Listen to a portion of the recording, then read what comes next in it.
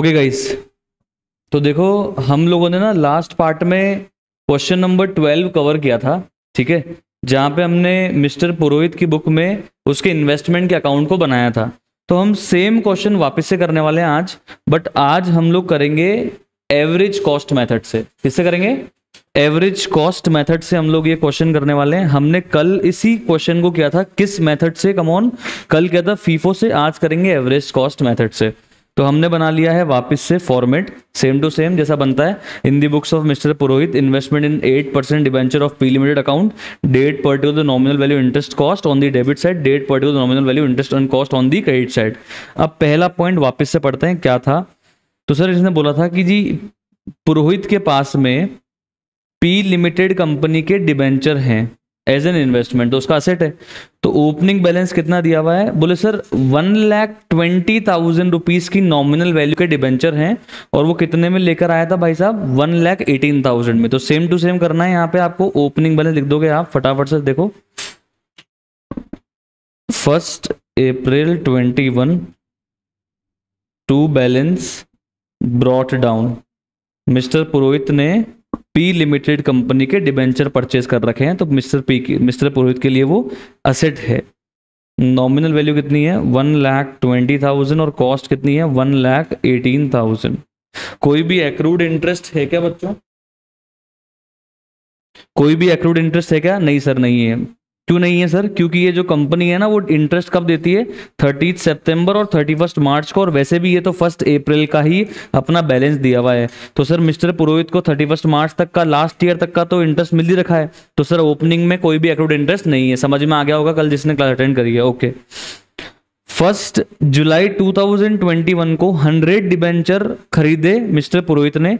कितने रुपए की प्राइस पे? 98 रुपए की प्राइस पे। सर ये प्राइस कौन सी है? X interest. एक्स इंटरेस्ट का मतलब क्या होता है सबको पता है, विदाउट इंटरेस्ट। तो हमने सर 100 डिबेंचर को खरीदने के लिए, सर सेम एंट्री है ये, इसमें कोई मैं वापस से डिस्कशन नहीं कर रहा।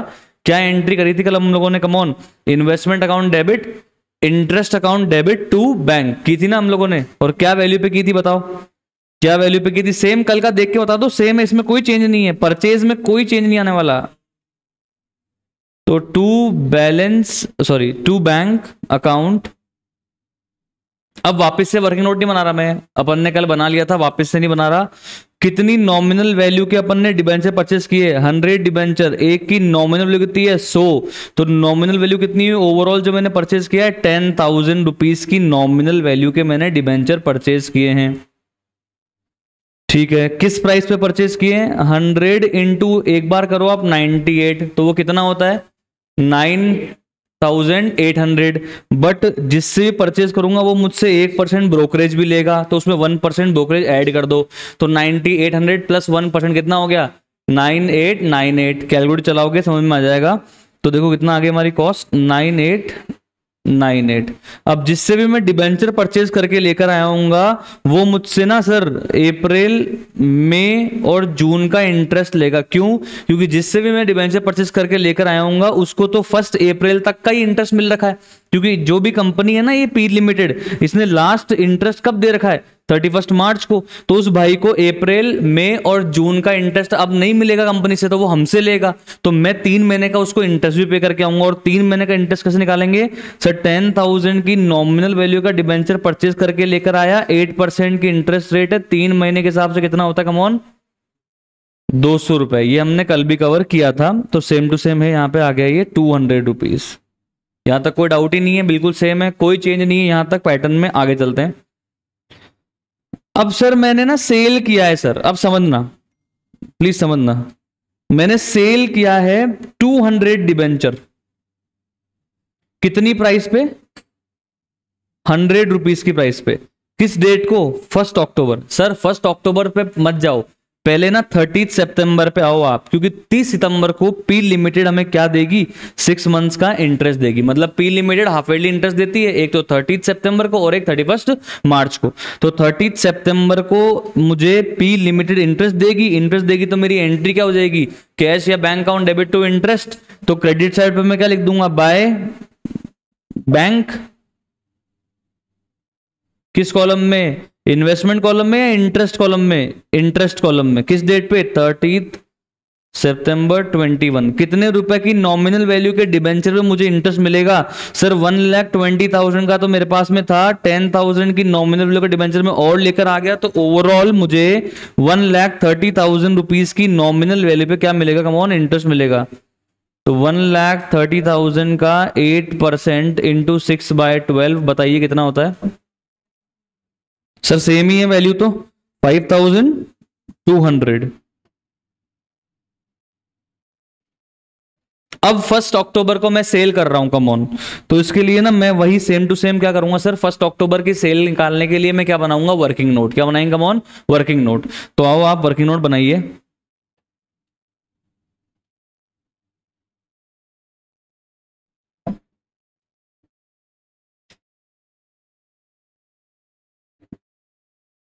हम इस वर्किंग नोट में क्या जानना चाहते हैं? प्रॉफिट और loss on sale of debenture as on 1 October 2021।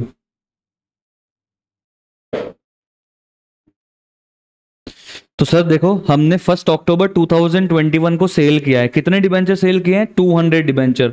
एक डिबेंचर कितने में सेल किया है? 100 रुपीज में। तो सबसे पहले आप यहाँ क्या लिखेंगे? Come on, selling price. बिल्कुल same to same format sir, ये तो बनाना पड़ेगा, ये चेंज होगा बच्चों, ध्यान रखना, ये बनाना पड़ेगा। तो सेलिंग प्राइस कितनी आएगी? 200 डिबेंचर हम सेल कर रहे हैं, एक कितने में सेल कर रहे हैं सर? 100 में। तो हमें सेलिंग प्राइस कितनी मिल रही है? Come on, 20,000। बट जिस ब्रोकर के थ्रू सेल कर रहे हैं ना, वो हमसे 1% ब्रोकरेज चार्ज करेगा। ब्रोकरेज का मतलब होता है दलाली। दलाली का पेमेंट लेगा वो अपनी, दलाल बोलते हैं ना, दलाल जो ब्रोकर होते हैं, तो वो ब्रोकरेज चार्ज करेगा 1% ऑफ सेल वैल्यू। 20,000 का 1% तो वो ही रख लेगा, तो 200 रुपीज वो कट कर लेगा। तो मुझे कितना मिलेगा नेट में? 19,800।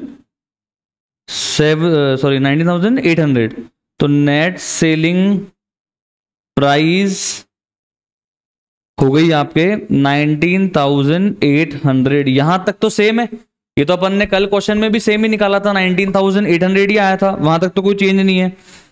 अब ना सर मुझे आप प्रॉफिट या लॉस निकाल के बताओ। इस बार मेथड फीफो नहीं है, इस बार मेथड क्या है? Average cost. और सारे बच्चे सीए फाउंडेशन के अंदर इन्वेंट्री पढ़ के आए हैं, तो उनको ये तो पता अंदाजा होता है कि भाई फीफो क्या होता है और एवरेज कॉस्ट क्या होता है। तो एवरेज कॉस्ट लगाओ, आपके हिसाब से क्या लगनी चाहिए, और लेस करो इसमें से कॉस्ट ऑफ इन्वेस्टमेंट, और बताओ प्रॉफिट आ रहा है या लॉस आ रहा है, ये आप मुझे बताओगे। 2 मिनट अभी बोलना नहीं, इसको सबको सॉल्व करने दो। कॉस्ट ऑफ इन्वेस्टमेंट, भाई कल अपन ने क्या माना था कि ये जो 200 डिबेंचर अपन ने सेल किए हैं, ये किसमें सेल किए थे? ओपनिंग वाले में से। इस बार क्या मानेंगे? ओपनिंग वाले में से या एवरेज प्राइस पे? एवरेज प्राइस पे। लगाओ बुद्धि, दिमाग लगाओ अपना, निकालो आंसर। तो जो भी कॉस्ट आती है उसको यहां से माइनस करो, और फिर आपका आ जाएगा प्रॉफिट या loss. You can also do it, solve कर सकते हो इसको, आप ट्राई करो। अपने पास 2 तरह के इन्वेस्टमेंट है।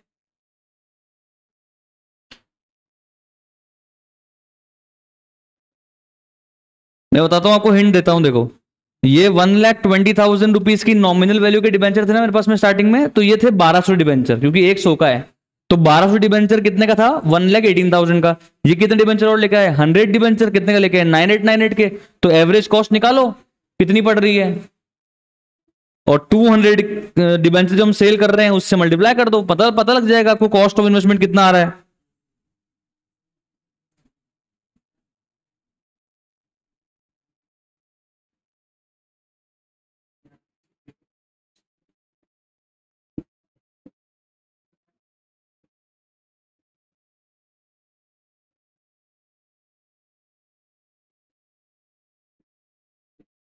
कितना आ रहा है? 123 आ रहा है। कैसे निकाला आपने सर? कैसे निकाला सर? कॉस्ट को ऐड कर दो। तो कॉस्ट को ऐड करा तो हमारे पास में टोटल कॉस्ट कितनी आई है? 1,27,898 और ये ओवरऑल कितने डिबेंचर की कॉस्ट है? 1200 या 100 या 1300? 1300, तो डिवाइड बाय 1300 कर दिया, इनटू कर दिया 200, तो कॉस्ट आ गई मेरे पास में यहां पे। तो मैं एक बार इसको लिख देता हूं यहां पे, आपने कैसे किया। तो आपने किया जी 1,27,898 डिवाइड बाय 1300 डिबेंचर और मल्टीप्लाई कर दिया 200 डिबेंचर्स से, तो कॉस्ट आ गई 19,676.6, तो 7 ही ले लेते हैं। तो कितना प्रॉफिट आ गया? 123 आ गया।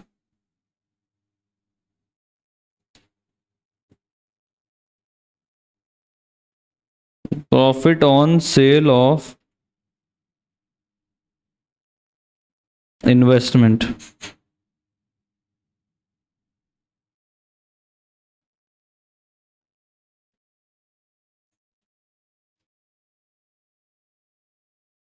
यही आया क्या?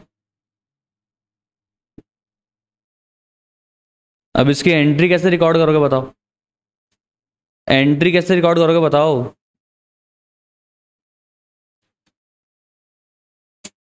बाय बैंक,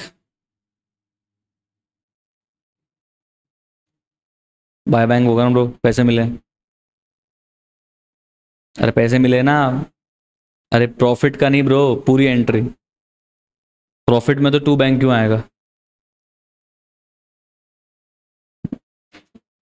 तो यहां आ जाएगा सर ये 1 अक्टूबर 21 बाय बैंक अकाउंट। कितने रुपए की नॉमिनल वैल्यू के डिबेंचर सेल किए? 20,000 ओवरऑल रुपीज में, तो 200 डिबेंचर बेचे हैं, 100 रुपए का है, तो 20,000 डिबेंचर बेच दिए। इंटरेस्ट कुछ रिसीव किया मैंने? नहीं किया। और कितने रुपए के अंदर मुझे पैसे कितने मिले? 19,677, यही है।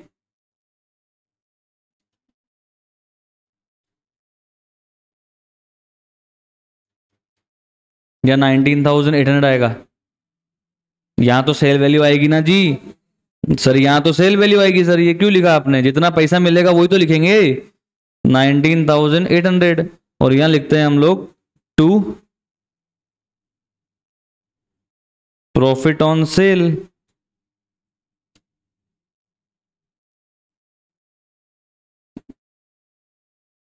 $123,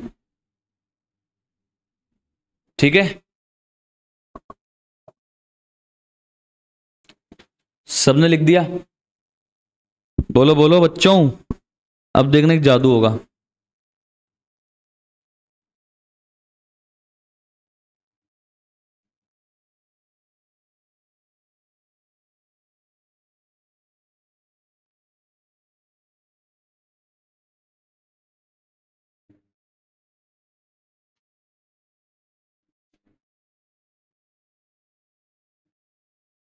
ये क्या? सब तो सही लग रहा था भाई। एवरेज कॉस्ट से तो ऐसे ही निकालेंगे। एवरेज कॉस्ट तो आपने बिल्कुल सही लगाया, जो आपने बुद्धि लगाई वो बिल्कुल परफेक्ट लगाई, आपने अमाउंट भी सही निकाला। बट जब भी हमको एवरेज कॉस्ट मेथड फॉलो करना होता है ना, तब हम प्रॉफिट या loss on sale of individual investment नहीं निकालते। हम पूरे साल भर में जितना इन्वेस्टमेंट हमने सेल किया है, उस पे साल भर में कितना प्रॉफिट और लॉस हुआ है, उसको लास्ट में एवरेज बेसिस पे कैलकुलेट करते हैं। क्या बोला वापस सुनना मैंने?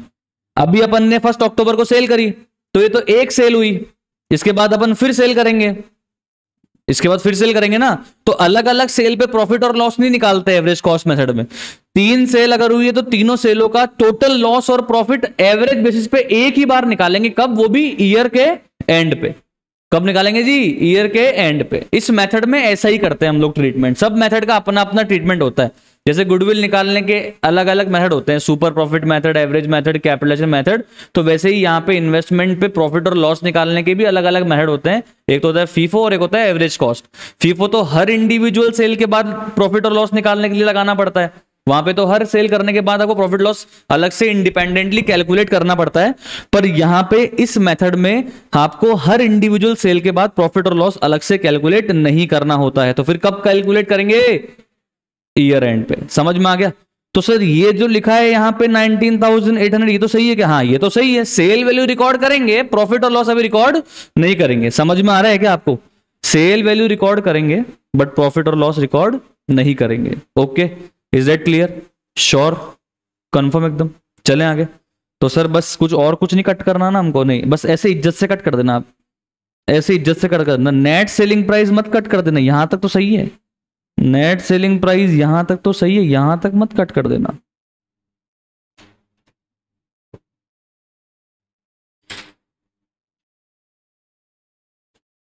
ये मत कट करना आप। ओके, चला आगे चला। उल्टा अच्छा मेथड है, एक ही बार निकालना है। बहुत बढ़िया है। चलो अब क्या हुआ, आगे चलते हैं। अब फिर परचेज किया है, तो परचेज में तो देखो सेम है। परचेज के अंदर तो चाहे आप एवरेज कॉस्ट मेथड से कर लो चाहे फीफो मेथड से कर लो, ये फीफो और एवरेज कॉस्ट मेथड है, ये सेल के टाइम पे काम आते हैं। परचेज के टाइम पे तो जैसे अपन नॉर्मली करते हैं वैसे ही करना है, नो चेंज। तो 1 जनवरी 2022 को हमने 50 डिबेंचर परचेज करे 98 रुपीज एक्स इंटरेस्ट पे। अब आप समझो 50 डिबेंचर मैंने लिए हैं, तो 50 रुपीज इंटू 98 कितना हुआ? ये कितना होगा कमॉन? 4,900। जिससे भी मैंने लिए होंगे उसने 1% का मुझसे ब्रोकरेज भी तो और लिया होगा, तो 1% माइनस मत कर देना, आपकी बार प्लस करना है। परचेज के टाइम पे तो खर्चा बढ़ेगा तो ऐड कर देंगे, सेल के टाइम पे पैसा कम आएगा तो लेस कर देंगे। तो 49 रुपीज बढ़ गए, तो मेरे कितने का पड़ा? 4949। ये तो मेरे डिबेंचर की कॉस्ट हो गई। अब जिस बंदे से मैंने डिबेंचर परचेज किए हैं उस बंदे को आखिरी में इंटरेस्ट कब मिला होगा? 30 सितंबर में। 30 सितंबर को मिला होगा ना। मैंने तो उससे कब लिया? 1 जन में ले रहा हूं मैं तो उससे। तो वो बोलेगा यार भाई साहब देखो मेरे को ना ब्याज चाहिए, अक्टूबर महीने का, नवंबर महीने का, दिसंबर महीने का, तो हम उसको 3 महीने का इंटरेस्ट भी देकर आएंगे। वो तो कितना इंटरेस्ट बनेगा? 50 डिबेंचर इंटू 100 ईच, तो 5000 के नॉमिनल वैल्यू पे 8% से 3 महीने का इंटरेस्ट निकालोगे बच्चों, कितना आ रहा है? ये आ रहा है 100। समझ में आया क्या बच्चों? तो 100 रुपए का तो वो मुझसे इंटरेस्ट लेगा, 4949 मेरी कॉस्ट लग जाएगी, और अल्टीमेटली मैं बैंक से कितना पे करके आऊंगा? 5049। क्लियर है? तो उसकी एंट्री कहां होगी? डेबिट साइड पे होगी। कल का सेम है ये, उसमें कोई चेंज नहीं है।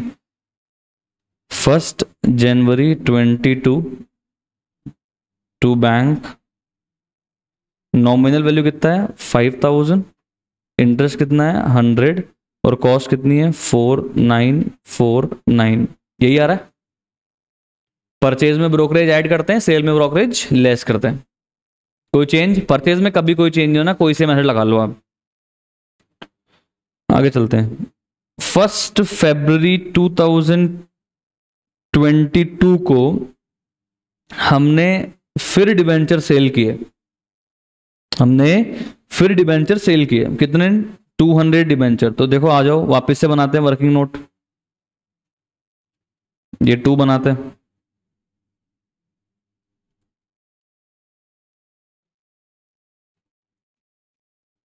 प्रॉफिट और loss on sale of debenture,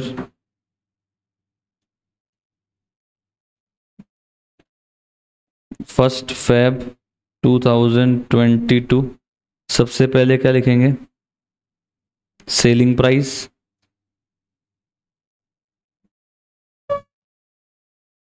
कैसे आएगी ये? 200 डिबेंचर सेल कर रहे हैं क्या? हाँ जी, 99 की प्राइस है, तो 200 into 99 rupees, which comes to 99,800। अब जिसके थ्रू अपन ने सेल किया वो बंदा मुझसे क्या चार्ज करेगा?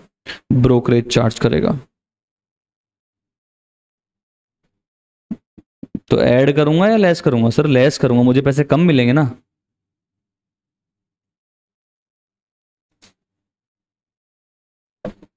तो ये 198 लेस कर दूंगा, तो आ जाएगी नेट सेलिंग प्राइस 19,000। कितना आ रहा है? 602। अब लेस करूं क्या कॉस्ट ऑफ इन्वेस्टमेंट? हाँ जी, लेस कॉस्ट ऑफ इन्वेस्टमेंट नहीं करना, नहीं करना क्यों सर? इंडिविजुअल सेल पे नहीं निकालना मुझे प्रॉफिट और लॉस में, निकाल नहीं सकता इस मेथड के अंदर। मेथड का नाम ही एवरेज कॉस्ट मेथड है, एक बार निकलेगा पूरे साल भर में एवरेजली। समझ में आ गया? तो आगे का काम नहीं करना, तो बस सेल वैल्यू को रिकॉर्ड कर लो। एंट्री बताओ क्या होगी? Bank account debit to investment. बस कितने रुपए आ रहे हैं? 19,602। ब्रोकरेज की अलग से एंट्री नहीं करनी होती, नेट ऑफ अमाउंट की एंट्री करनी होती है। तो आ जाओ इधर चलते हैं। 1 Feb 22 बाय बैंक। कितने रुपए की नॉमिनल वैल्यू के डिबेंचर सेल करें? 20,000 की नॉमिनल वैल्यू के डिबेंचर सेल करें। सर नेट पैसे कितने मिले? 19,602। सेल वैल्यू आएगी कॉस्ट वाले कॉलम में, ये तो आएगी सर, ठीक है सर। सेल वैल्यू तो आएगी, वो तो ठीक है, इंटरेस्ट तो आएगा ना। चलो प्रॉफिट और लॉस तो आप बाद में कर लेना कैलकुलेट, इंटरेस्ट तो लेंगे ना हम उससे। जब हम बेचते हैं तो इंटरेस्ट देते हैं, तो आज जब खरीदते हैं तो इंटरेस्ट देते हैं, तो आज बेचते हैं तो इंटरेस्ट लेंगे भी तो सही। अगर मैं 1 Feb को डिबेंचर बेच रहा हूं तो मुझे भी तो लास्ट इंटरेस्ट कब मिला होगा कंपनी से? 30 सितंबर को। तो मेरे को भी तो कितने महीने का इंटरेस्ट मिलना चाहिए सर? एक तो अक्टूबर, नवंबर, दिसंबर और जैन, पूरा 4 महीने का इंटरेस्ट। बताओ कितना होता है? 20,000 की नॉमिनल वैल्यू पे 8% के हिसाब से 4/12 करो, कितना होता है? 533। तो 533 का इंटरेस्ट भी मुझे मिलेगा। ये अपन ने सबने कल लास्ट में डिस्कस किया था, बिल्कुल कल वाला सेम अमाउंट है, कोई चेंज नहीं है यहाँ पे। कैसे है? 533, 20,000 इंटू 8% इंटू 4/12। क्लियर कहानी? यहां तक कोई प्रॉब्लम? चले आगे। अब और कोई अपन ने डिबेंचर परचेज सेल किया है क्या इसके अलावा? और कोई डिबेंचर परचेज किया है क्या इसके अलावा? परचेज किया है? नहीं किया है, ठीक है। अब हम फाइनली क्या निकालने वाले हैं? प्रॉफिट और लॉस।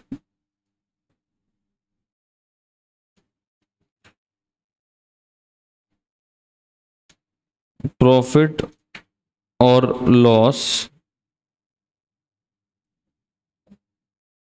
ऑफ प्रॉफिट और लॉस ऑन सेल ऑफ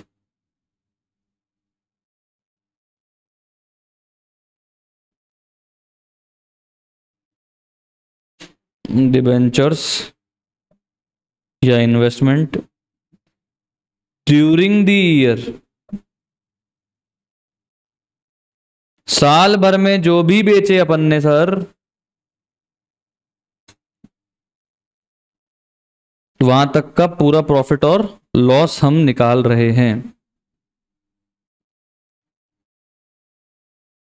तो सबसे पहले क्या लिखेंगे? Total net selling price.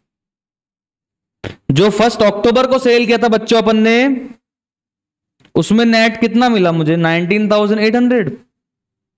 जो 1 फरवरी को सेल किया उसमें नेट सेलिंग प्राइस कितना मिला? 19,602। कितना हुआ ओवरऑल बताओ? 39,402। कैसे आया? 19,800 प्लस 19,602, ये आया। अब देखो, अब हम लेस करेंगे।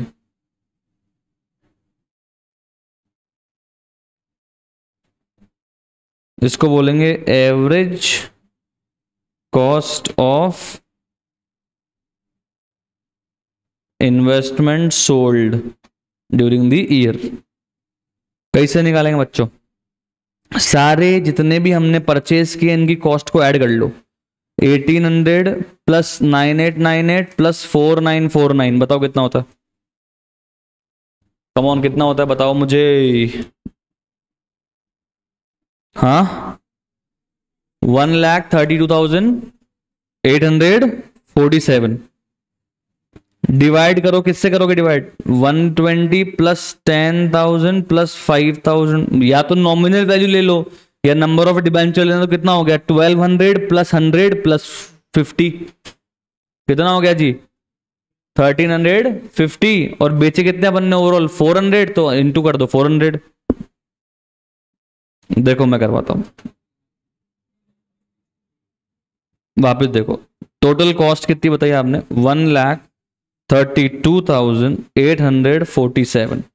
टोटल ये कितने डिबेंचर्स की परचेज कॉस्ट है? 1350 डिबेंचर्स की। कैसे आया सर? ये 1200 की है, ये 100 की है और ये 50 की है, ठीक है।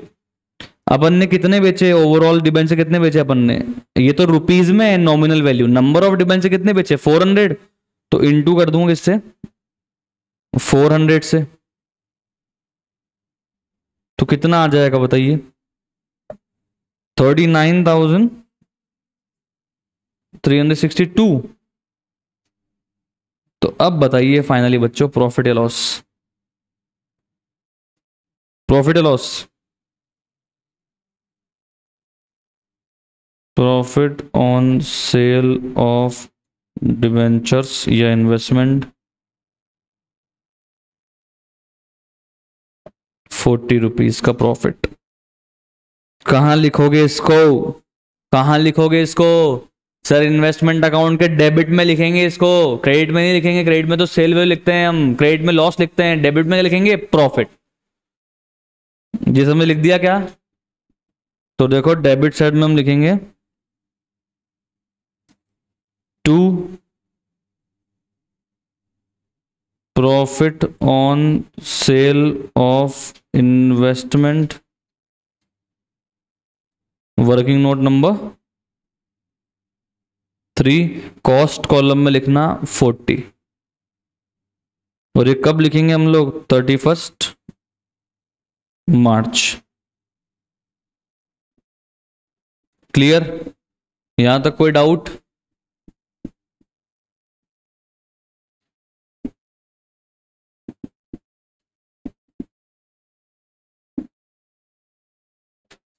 अब सर हमको इंटरेस्ट भी तो मिलेगा 31 मार्च के डेट पे। 31 मार्च के डेट पे हमको इंटरेस्ट भी तो मिलेगा ना। जितने डिबेंचर हमारे पास में रखे रहेंगे उस दिन, उतने पे हमको डिबेंचर पे इंटरेस्ट मिलेगा। कितने कितने रखे हैं सर? टोटल 1350 डिबेंचर थे, उसमें से 400 बेच दिए, कितने बचे? 950 डिबेंचर। तो टोटल 950 डिबेंचर की नॉमिनल वैल्यू कितनी हुई? 95,000। तो 95,000 के नॉमिनल वैल्यू के डिबेंचर तो मेरे पास अभी भी हैं। इस पे 8% कितने मंथ्स का? 6 मंथ्स का कितना होता है बच्चों? 3800। ये तो सेम है, कल भी तो ये आया था। अब हम क्या करेंगे सर? अब हम क्लोज करेंगे। इंटरेस्ट कॉलम के बैलेंस को तो हम ईयर एंड पे कहां भेज देंगे बच्चों? इंटरेस्ट कॉलम के बैलेंस को तो हम ईयर एंड पे कहां पे ट्रांसफर कर देंगे बच्चों? P&L अकाउंट में। कितना आएगा? 5,200 प्लस 533 प्लस 3,800 माइनस कर दो उसमें से 300।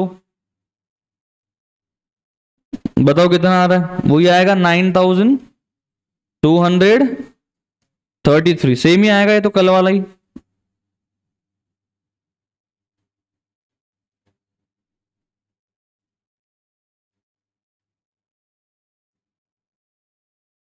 टोटल कितनी आ रही है इंटरेस्ट कॉलम की हमारे? 9,533 और 9,533।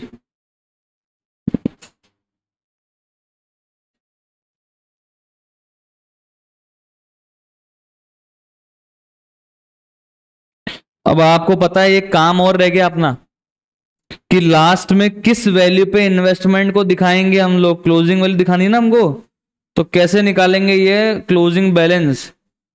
तो लिखेंगे बाय बैलेंस कैरेट डाउन। कितनी नॉमिनल वैल्यू के डिबेंचर बचे हैं? 95,000 की नॉमिनल वैल्यू के डिबेंचर बचे हैं। कोई एक्रूड इंटरेस्ट बचा है क्या? ऐसा कोई इंटरेस्ट बचा है क्या जो कमा लिया मिला नहीं? नहीं सर, कुछ भी नहीं है। अब ये मुझे निकालना है कि यहां पे कौन सी वैल्यू लिखूंगा। तो उसके लिए अपन फिर बनाएंगे एक नोट, एक नोट बनाएंगे, एक और नोट, नोट नंबर 4।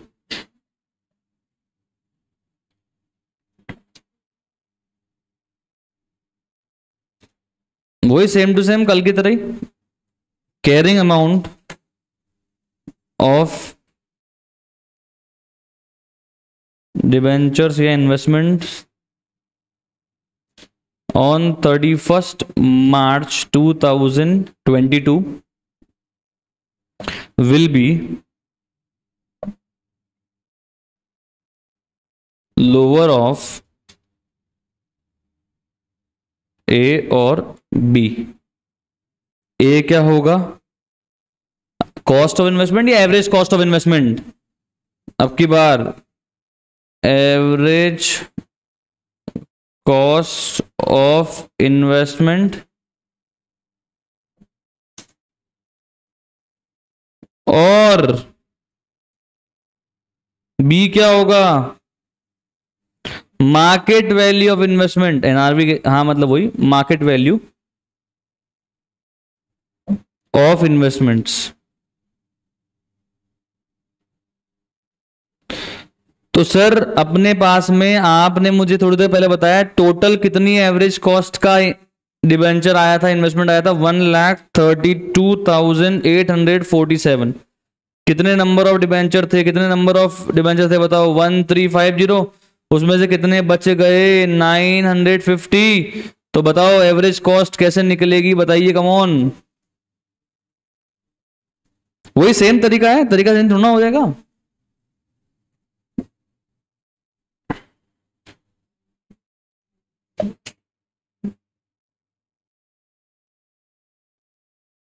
$93,485 और मार्केट वैल्यू कितनी दी हुई है सर? हमको ऐसे बोला हुआ है कि एक डिबेंचर ईयर एंड पे कितने रुपए की वैल्यू रखता है, 99 की। साफ साफ क्वेश्चन में बोला है मार्केट वैल्यू 99 है। तो 950 इंटू 99 अगर मैं कर दूंगा तो वो कितना आ रहा है, 94,050। बताओ विच एवर इज लोअर, कौन सा है बच्चों, 93,485।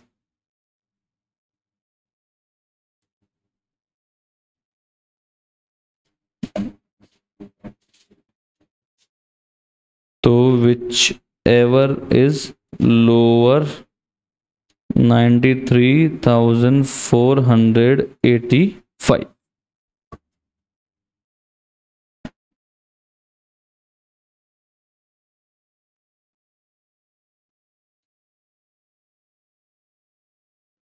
तो यहाँ कोई टेंशन है क्या? अपने अकाउंट में भी यही वैल्यू बच रही थी 93,485 और है भी और होनी भी यही चाहिए 93,485। तो इसका कोई अलग से मुझे ट्रीटमेंट करने की जरूरत नहीं है। सर कैसे पता आपको अकाउंट से भी 93,485? आप अकाउंट से बैलेंस शीट फिगर निकाल के देख लो, आप कॉस्ट कॉलम की अकाउंट से बैलेंस शीट फिगर निकाल के देख लो, आपका 93,485 ही आएगा। तो मुझे इसका अब अलग से कोई भी एडजस्टमेंट करने की जरूरत नहीं है। कब करना पड़ता, जब मार्केट वैल्यू कम होती, मान लो मार्केट वैल्यू 93,000 होती, तब मुझे फिर इसका एडिशनल एडजस्टमेंट करना पड़ता, पर यहां पे करने की जरूरत नहीं है। समझ में आ रहा है? तो सर इसका कोई अलग सेटलमेंट होगा अकाउंट में या नहीं होगा? नहीं होगा। चले आगे कर दूं क्लोज को, तो फटाफट से टोटल लगाओ, क्लोज कर दो। कितनी वैल्यू आई, 93,485 और टोटल कितना हो गया हमारे 1,32,887। 1,32,887। तो ये था आपका क्वेश्चन नंबर 12। बच्चों आई होप समझ में आया होगा आपको। पहले हमने इसी क्वेश्चन को किस मेथड से किया, फीफो मेथड से, और फिर सेम क्वेश्चन को हमने किस मेथड से किया, एवरेज कॉस्ट मेथड से। दोनों में फर्क क्या रहा सर? जब हम परचेज करके लेके आएंगे कोई फर्क नहीं है, सेम रहने वाला है। जब हम सेल करेंगे तो फीफो मेथड में हम क्या हो रहा था, इंडिविजुअल सेल के बाद प्रॉफिट और लॉस कैलकुलेट करा जा रहा था, ठीक है। पर सर यहां पे अगर हम एवरेज कॉस्ट मेथड लगाएंगे और अगर हमने साल में 3 बार इन्वेस्टमेंट बेचा है तो 3 बार अलग अलग प्रॉफिट लॉस निकालने की जरूरत नहीं है। साल के आखिर में आपको एक साथ ही प्रॉफिट और लॉस एक साथ कैलकुलेट करना है, क्योंकि सर ये मेथड का नाम क्या है, एवरेज कॉस्ट मेथड। कौन सा नाम है कमॉन, एवरेज कॉस्ट मेथड। तो ये मेथड कब काम आते हैं, परचेज के टाइम पे, सेल के टाइम पे। सेल के टाइम पे, परचेज के टाइम पे तो फीफो हो चाहे एवरेज कॉस्ट हो, सेम ही ट्रीटमेंट करना है। समझ में आ गया कहानी का, कोई दिक्कत? अब आप फटाफट से आ जाइए क्वेश्चन नंबर 11 और एक बार आप फटाफट से अपनी रफ कॉपी निकालें और एक बार ट्राई करें कि कहां तक पहुंच पाते हैं। किस क्वेश्चन की बात कर रहा हूं? Question number 11। Come on.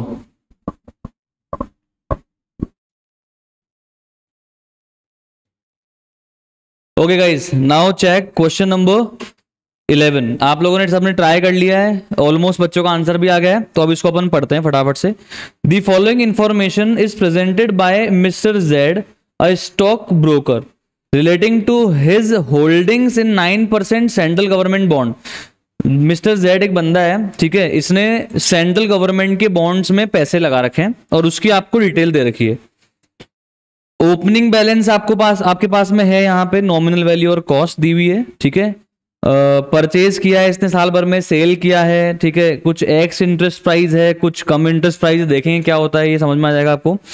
उसके बाद सबसे बड़ी बात जिस पे आपको फोकस करना है ना, वो ये है कि मिस्टर जेड जो है ना, वो अपनी बुक्स कब बंद करता है? 31 मार्च। मतलब मिस्टर जेड जो है वो किस ईयर को फॉलो कर रहा है as is accounting year? Financial year या कैलेंडर ईयर? ये कैलेंडर ईयर फॉलो कर रहा है। Mister Z is following calendar year as is accounting year. मतलब मिस्टर जेड के हमको जो अकाउंट बनाना है ना, वो 1 जनवरी से लेके 31 दिसंबर तक का बनाना है, ठीक है। बट इसमें एक अलग बात यह है कि जिस जगह जेड ने पैसे लगा रखे हैं सेंट्रल गवर्नमेंट के बॉन्ड्स में, तो सेंट्रल गवर्नमेंट जो है वो इंटरेस्ट कब कब देती है? 1 जनवरी और 1 जुलाई को, या 30 सितंबर और 31 मार्च को? 30 सितंबर और 31 मार्च को मिस्टर सेंट्रल गवर्नमेंट अपने को इंटरेस्ट देती है। तो ये थोड़ा सा यहाँ पे ध्यान रखने वाली बात है। तो सबसे पहले पढ़ते हैं ओपनिंग बैलेंस। ओपनिंग बैलेंस यानी कि किस डेट का बैलेंस दिया हुआ आपने को? ये ओपनिंग बैलेंस तो किस डेट का? 1 अप्रैल या 1 जनवरी? 1 जनवरी का आपको ये बैलेंस इन्होंने दिया हुआ है। 1 जनवरी का इन्होंने आपको बैलेंस दिया हुआ है। ओके, तो 1 जनवरी के दिन 1,20,000 की नॉमिनल वैल्यू के बॉन्ड्स हमारे पास में है। एक बॉन्ड की नॉमिनल वैल्यू कितनी है? 100। इसका मतलब देखा जाए तो अपने पास कितने बॉन्ड है? 1200 बॉन्ड्स हैं, समझ में आ रहा है। कितनी कॉस्ट के अंदर हम लेकर आए हैं? Overall bonds 1,18,000। Same to same वही लास्ट क्वेश्चन वाले फिगर्स ही हैं। तो लिखते हैं हम लोग 1 January 21 to balance brought down 1,20,000 की नॉमिनल वैल्यू, कॉस्ट है 1,18,000। बट इस बार दोस्तों अगर आप फोकस करोगे तो एक चीज नहीं आएगी इस बार। बताओ कौन सी चीज नहीं आएगी? इस बार एक्रूड इंटरेस्ट भी आएगा। इस बार इस जगह भी हमको इंटरेस्ट लिखना पड़ेगा, क्योंकि हमको सर लास्ट इंटरेस्ट जो मिला होगा वो किस डेट पे मिला होगा? 30 सितंबर 20।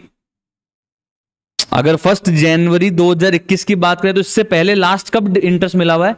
30 सितंबर 2020। यस और नो? तो 3 महीने का इंटरेस्ट हमने कमा तो लिया होगा लास्ट ईयर, पर हमको मिला तो नहीं होगा। हेलो, तो लास्ट ईयर हमने एक्रूड इंटरेस्ट की एंट्री पास की होगी। तो लास्ट ईयर का जो एक्रूड इंटरेस्ट है वो इस साल ओपनिंग बैलेंस में आएगा कि नहीं आएगा? यस सर आएगा। कैसे आएगा? कितना आएगा ये बताओ आप तो, कितना आएगा बताओ सर? 1,20,000 का कितना परसेंट? 9%। कितने मंथ्स के लिए? 3/12। कितना होता है कमोनी अमाउंट? 2,700। और ये क्या है? ये है आपका ओपनिंग एक्रूड इंटरेस्ट। समझ में आ गया? क्योंकि जो लास्ट ईयर एक्रूड इंटरेस्ट मैंने नहीं कमाया होगा वो इस साल तो कमाऊंगा ही, इस साल तो अर्न कर ही लूंगा मैं, ठीक है। सॉरी, मतलब लास्ट ईयर जो इंटरेस्ट नहीं मिला होगा वो इस साल तो मिल ही जाएगा। कमा तो मैंने भले ही 3 महीने का लास्ट ईयर लिया, बट इस साल वो मिल जाएगा। तो हम वैसे भी ना एक्रूड इंटरेस्ट और आउटस्टैंडिंग इंटरेस्ट और ये प्रीपेड और ये अनअर्न्ड, इनकी एंट्रीज को आपको पता होगा नेक्स्ट ईयर ओपनिंग डेट पे रिवर्स कर देते हैं। नेक्स्ट ईयर ओपनिंग डेट पे क्या कर देते हैं? कम ऑन, रिवर्स कर देते हैं। ओके, ये बेसिक अकाउंटिंग है 11th क्लास की। अब चलते हैं आगे। 1 मार्च 2021 को ना हमने 200 यूनिट्स ऑफ बॉन्ड यानी कि 200 बॉन्ड और परचेज किए हैं। कितने प्राइस पे? 98 रुपीज पे प्योर बॉन्ड हमने परचेज किया है। अब एक बात बताओ, जिससे भी हमने बॉन्ड परचेज किया होगा, जिससे भी, उस बंदे को आखिरी इंटरेस्ट कब मिला हुआ है? उस बंदे को आखिरी इंटरेस्ट किस डेट पे मिला हुआ है ये बताइए। 30 सितंबर 2020, तो अगले बंदे को अक्टूबर 20, नवंबर 20, दिसंबर 20, जैन 21, फेब 21, 5 महीने का इंटरेस्ट अगले बंदे ने कमा लिया बट उसको मिला नहीं है। अब बॉन्ड अगर मेरे नाम हो रहा है 1 मार्च को, तो 31 मार्च को जब भी इंटरेस्ट मिलेगा वो तो मुझे मिलेगा 6 महीने का। तो अगला बंदा मुझे क्या बोलेगा, बोले भाई जी 5 महीने का जो इंटरेस्ट है ना वो हमको अभी पे कर दो आप। तो हम अगले बंदे को 200 बॉन्ड्स पे एक कितने के नॉमिनल वैल्यू कितना है, नॉमिनल वैल्यू, परचेस कॉस्ट छोड़ो, नॉमिनल वैल्यू कितनी है 100, तो 20,000 रुपीज की नॉमिनल वैल्यू पे 9% का इंटरेस्ट इंटू 5/12, 750 रुपीज का तो मैं उसको क्या देके आऊंगा, इंटरेस्ट देके आऊंगा। और बॉन्ड के कितने रुपए देके आऊंगा, 200 इंटू 98, तो बताओ कितना हुआ। हाँ जी 19,600 तो हुआ प्योर बॉन्ड का पैसा और 750 रुपए हुआ इंटरेस्ट का पैसा। तो ओवरऑल मैं यहां लिखता हूं 1 मार्च 21 टू बैंक अकाउंट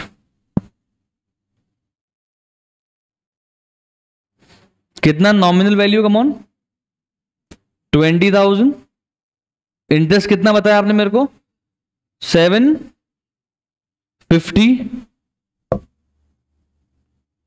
और कॉस्ट कितनी बताई आपने मेरे को 19,600। ये 19,600 कैसे आया, 200 इंटू 98, ये 750 कैसे आया कोई बताएगा, 20,000 इंटू 9% इंटू 5/12, समझ में आया, पक्का, श्योर, कोई डाउट तो नहीं है, ओके। अब अगर आप देखोगे तो अब आगे चलते हैं, इस पे कोई प्रॉफिट और लॉस थोड़ा निकालना पड़ेगा। सर परचेज पे कौन सा प्रॉफिट और लॉस है, परचेज पे तो दाम लगे अपनी कॉस्ट है, बात खत्म हो गई है कि नहीं। तो 1 जुलाई से पहले बट क्या आ रहा है, नेक्स्ट ट्रांजेक्शन से बीच में यहां पे क्या फॉल कर रही है, इंटरेस्ट की ड्यू डेट फॉल कर रही है, 31 मार्च 21 को मुझे इंटरेस्ट मिलेगा। तो मैं लिखूंगा credit side 31 March 21 by bank. अब सवाल यह है कि कितने रुपए के बॉन्ड्स पे मुझे इंटरेस्ट मिलेगा और कितने महीने का मिलेगा। सर ये 1,20,000 के तो मेरे पास ओपनिंग से ही थे, तो इस पे तो पूरे 6 महीने का मिलेगा, और ये 20,000 पे 1 महीने का मिलेगा, या सब पे 6 महीने का मिलेगा। सर 120 पे समझ में आ रहा है, इस 20 पे 6 महीने का क्यों मिल रहा है। अरे सर वैसे तो कायदे से 1 महीने का मिलना चाहिए, बट 5 महीने का जिससे मैंने परचेज किया उसको मैं दे तो आया, तो अब मुझे तो पूरे 6 महीने का ही मिलेगा ना भाई जी, समझ में आ रहा है क्या, पक्का। तो बाय बैंक यहां पे क्या लिखूंगा, यहां पे 1,40,000 इंटू 9%, कितने महीने के लिए, 6 मंथ्स, कम ऑन, कितना हो गया ये 6,300 इंटरेस्ट कॉलम में, ध्यान रखना बच्चों, इंटरेस्ट कॉलम में, ठीक है। आगे चलें, यहां तक कोई डाउट थोड़ा है आपको, आगे चलते हैं। 1 अक्टूबर 21 को हमने सॉरी 1 जुलाई 2021 को हमने 500 बॉन्ड्स बेच दिए, ठीक है।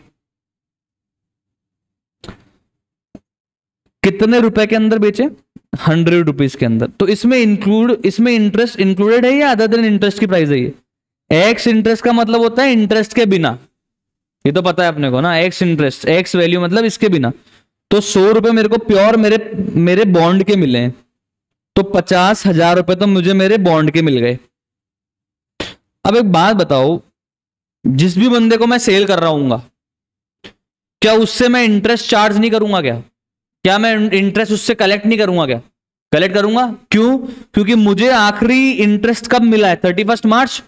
तो मेरे को अप्रैल का इंटरेस्ट, मई का इंटरेस्ट, जून का इंटरेस्ट, 3 महीने का इंटरेस्ट मैं किससे ले लूंगा, जिसको बेच रहा हूं, जिसको मैं अपना बॉन्ड बेच रहा हूं, उसको बोलूंगा भाई देख तू 3 महीने का इंटरेस्ट भी दे दे, ये 50,000 जो तू दे रहा है वो तो दे ही दे, साथ में 3 महीने का इंटरेस्ट भी दे दे। तो 3 महीने का इंटरेस्ट कितना होता है बताओ, 500 into nominal value into 9% into 3/12, 1125, 1125 का सर मैं इंटरेस्ट भी उससे कलेक्ट करूंगा, तो ओवरऑल मुझे कितना पैसा मिलेगा वो यहां लिख रहा हूं मैं। 1 जुलाई 21 by bank account, nominal value तो है 50,000, 50,000 के बॉन्ड्स में बेच रहा हूं। कितने प्राइस में? पूरे 50,000 में। सर ये 50,000 कैसे आया? ये 500 इंटू 100 ये तो आया सेलिंग वैल्यू से, और ये 50,000 कैसे आया? 500 इंटू 100 नॉमिनल वैल्यू से। और यहां पे इंटरेस्ट बता रहे हो आप कितना आ रहा है? 1125। ये कैसे आया? लिख देना बच्चों, ढंग से लिख देना। यहां पे कैसे आया? ये आया 50,000 का 9% का 3/12 या 6/12?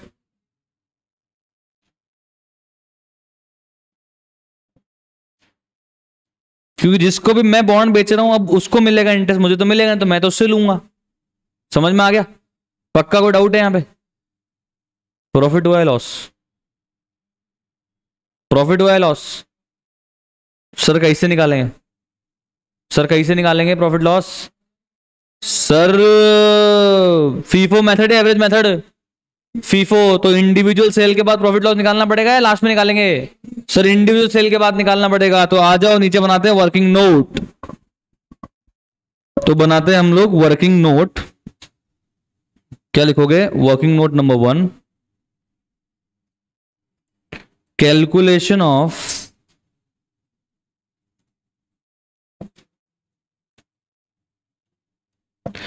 प्रॉफिट और loss on sale of bonds on, कब बेचे भैया? 1 जुलाई 2021।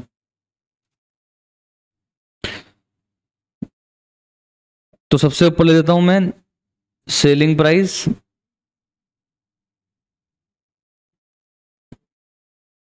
$500 बॉन्ड्स इंटू 100 रुपीज की सेलिंग प्राइस, 50,000 आ गया यहां पे।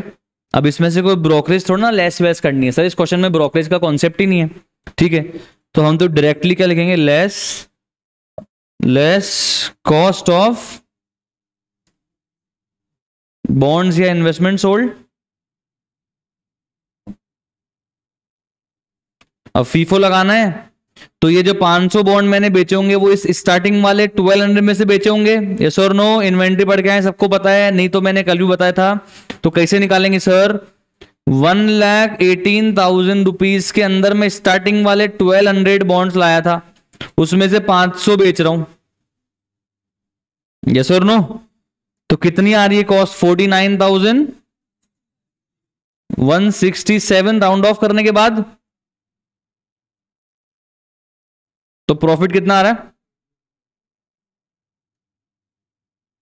833 प्रॉफिट ऑन सेल ऑफ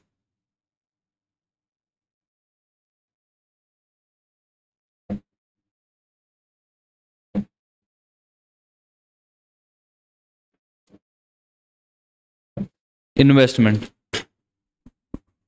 समझ आ गया आपको? इसको कहां लिख देंगे प्रॉफिट को? डेबिट साइड, ठीक है? एंट्रीज कल समझाई थी मैंने, है ना? तो यहां लिख देंगे हम लोग 2 profit on cell working note number 1 refer कर लो, 1 जुलाई 21 के दिन। और कितना प्रॉफिट आ रहा है? 833। ये कॉस्ट कॉलम में लिखेंगे हम लोग। हाँ जी, चलें आगे।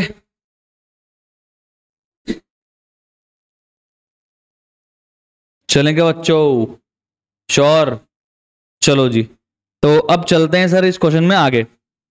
1 अक्टूबर 2021 को सर इससे बीच में भी एक डेट फॉल कर रही है। कौन सी डेट है वो? 30 सितंबर को भी तो हमें क्या मिलेगा, इंटरेस्ट मिलेगा। तो आ जाओ फटाफट से, ये ना भूल जाना बच्चों। तो 30 सितंबर 2021 बाय बैंक। अब कितनी नॉमिनल वैल्यू के डिबेंचर बचे 30 सितंबर को, ये चेक करो आप तो। सर 90,000 की नॉमिनल वैल्यू के बॉन्ड्स बचे हैं, इन्वेस्टमेंट बचे हैं। 90,000 इंटू 9% इंटू 6/12, कमॉन कितना होता है बताओ। हाँ 4,050। तो इंटरेस्ट कॉलम में लिखना बच्चों। कहाँ लिखोगे, इंटरेस्ट कॉलम में।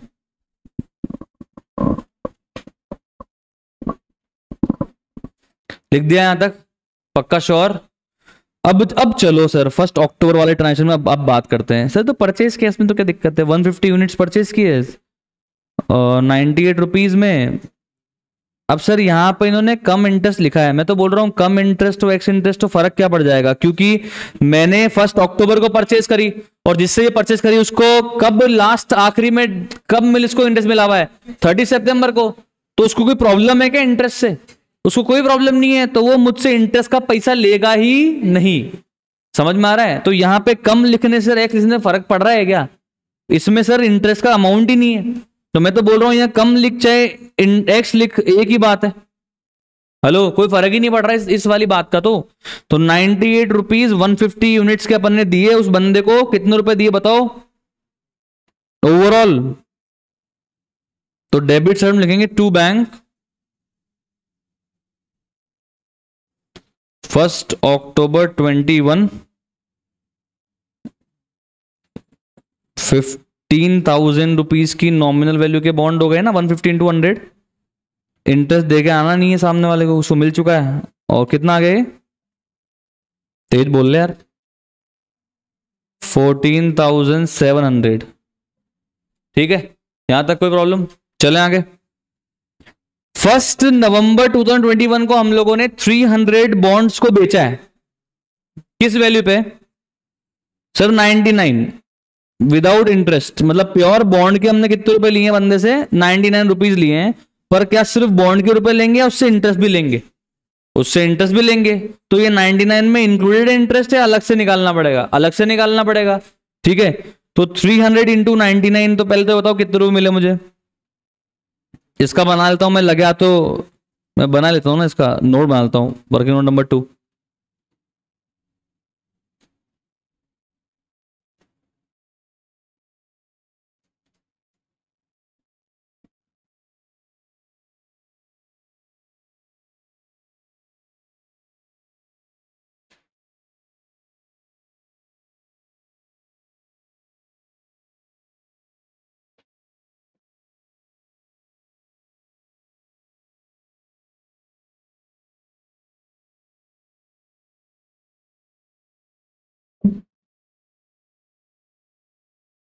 हाँ सर, कैसे निकाले हम सर, वही सर सेलिंग प्राइस लिखो ऊपर आप।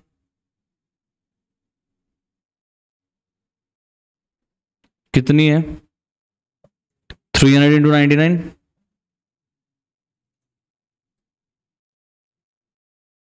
कितना आ रहा है 29,700। हाँ जी, तो उसमें से क्या लेस कर देंगे हम लोग, कॉस्ट ऑफ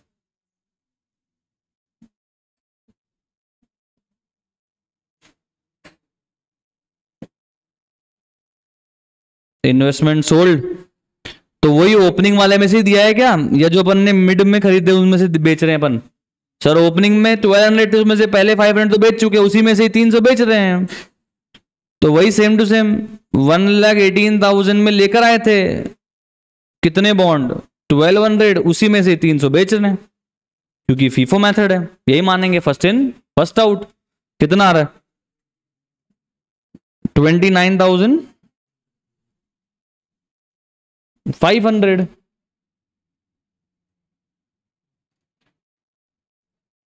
तो क्या आया, प्रॉफिट लॉस, प्रॉफिट ही आया।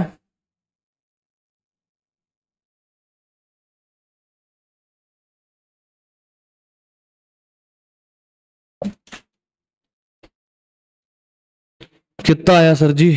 200 रुपए। अभी इंटरेस्ट का अलग से है कैलकुलेशन, वो अपन ऊपर लिख देंगे तो मैं कोई दिक्कत नहीं है, ठीक है। तो यहाँ लिख रहा हूँ मैं क्रेडिट साइड पे 1 नवंबर 21 बाय बैंक।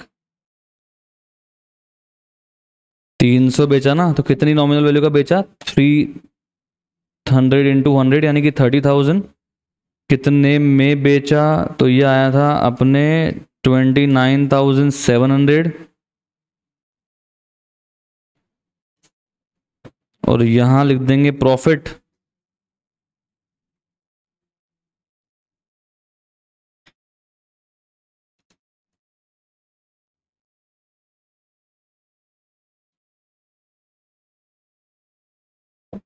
$200। और यहाँ आ जाएगा, अब इंटरेस्ट भी तो आएगा। कैसे आएगा ये इंटरेस्ट बताओ सर? ये इंटरेस्ट कैसे आएगा? 30,000। कितने महीने का इंटरेस्ट लेंगे मुझसे? सिर्फ 1 महीने का। 30,000 इंटू कितना परसेंट? 9% इंटू 1/12, 225। सबको समझ में आ गया क्या ये बताओ? 225 रुपीज का हम लोग क्या ले लेंगे? इंटरेस्ट ले लेंगे। अब क्या बच रहा? अब क्या बच रहा चेक करो जी। सर बस अब कुछ नहीं बच रहा। अब इंटरेस्ट तो मिलेगा नहीं अभी तो, अब ईयर एंड पे तो है ना। तो ये जो बैलेंस निकल के बाहर आ रहा है इसको पेंडल में भेज दें? नहीं सर, एक्रूड इंटरेस्ट की एंट्री पास करे बिना इंटरेस्ट को पेंडल में ना भेजें सर, क्योंकि इस बार 3 महीने का इंटरेस्ट ड्यू हो चुका है सर। सॉरी, एक्रू हो चुका है, ड्यू नहीं बोलूंगा क्योंकि ड्यू डेट तो आई नहीं है। एक्रू हो चुका है, कमा लिया है, मिला नहीं है, तो उसको मैं रिकॉर्ड तो करूंगा है ना। तो सबसे पहले ना, अब ध्यान रखना, सबसे पहले यहां पे क्लोजिंग बैलेंस लिखना है अपने को। 31 दिसंबर 21 बाय बैलेंस। बस यहां पे बच्चा ये गलती करता है। कितने नॉमिनल वैल्यू के बॉन्ड्स बचे हैं अपने पास बताओ जी? 75,000। और क्या अपने को कोई यहाँ पे मार्केट वैल्यू वगैरह दे रखी है क्या? नहीं दे रखी, तो जो बैलेंसिंग फिगर आ रहा है वही अपनी बची हुई कॉस्ट है। कितना आ रहा है बताओ? बैलेंसिंग फिगर निकालो कॉस्ट कॉलम का, बताओ कितना आ रहा है? बैलेंसिंग फिगर बता रहा डायरेक्ट आप। 73,633 यही आ रहा है श्योर? बैलेंसिंग फिगर है ना? Balancing figure. अब इंटरेस्ट रिकॉर्ड तो करना पड़ेगा सर, कमा तो लिया ना। मिला नहीं तो क्या हुआ? कमा तो लिया, तो इंटरेस्ट क्रेडिट तो होगा। कैसे निकालेंगे?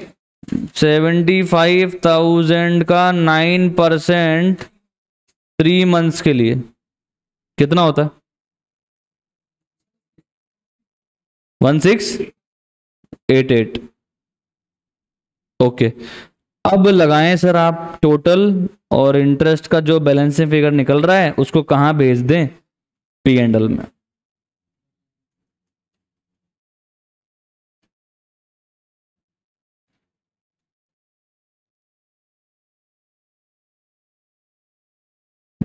कितना आ रहा है इंटरेस्ट का बैलेंसिंग फिगर? 99।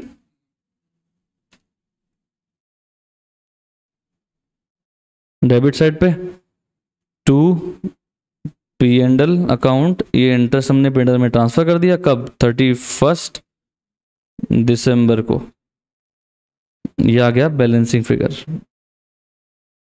ओके, पर पहले क्लोजिंग बैलेंस लिखने के बाद, और बाकी टोटल लगाओ, खत्म करो। कितना आ रहा है ये? 155।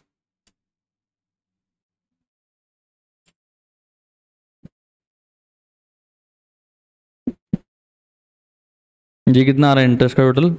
13,388। और इधर कितना आ रहा है ये?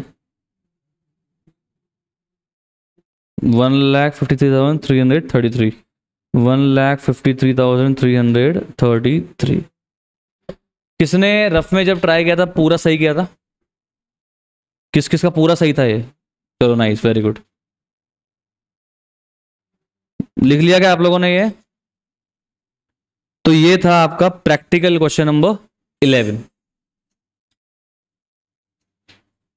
समझ में आ गया?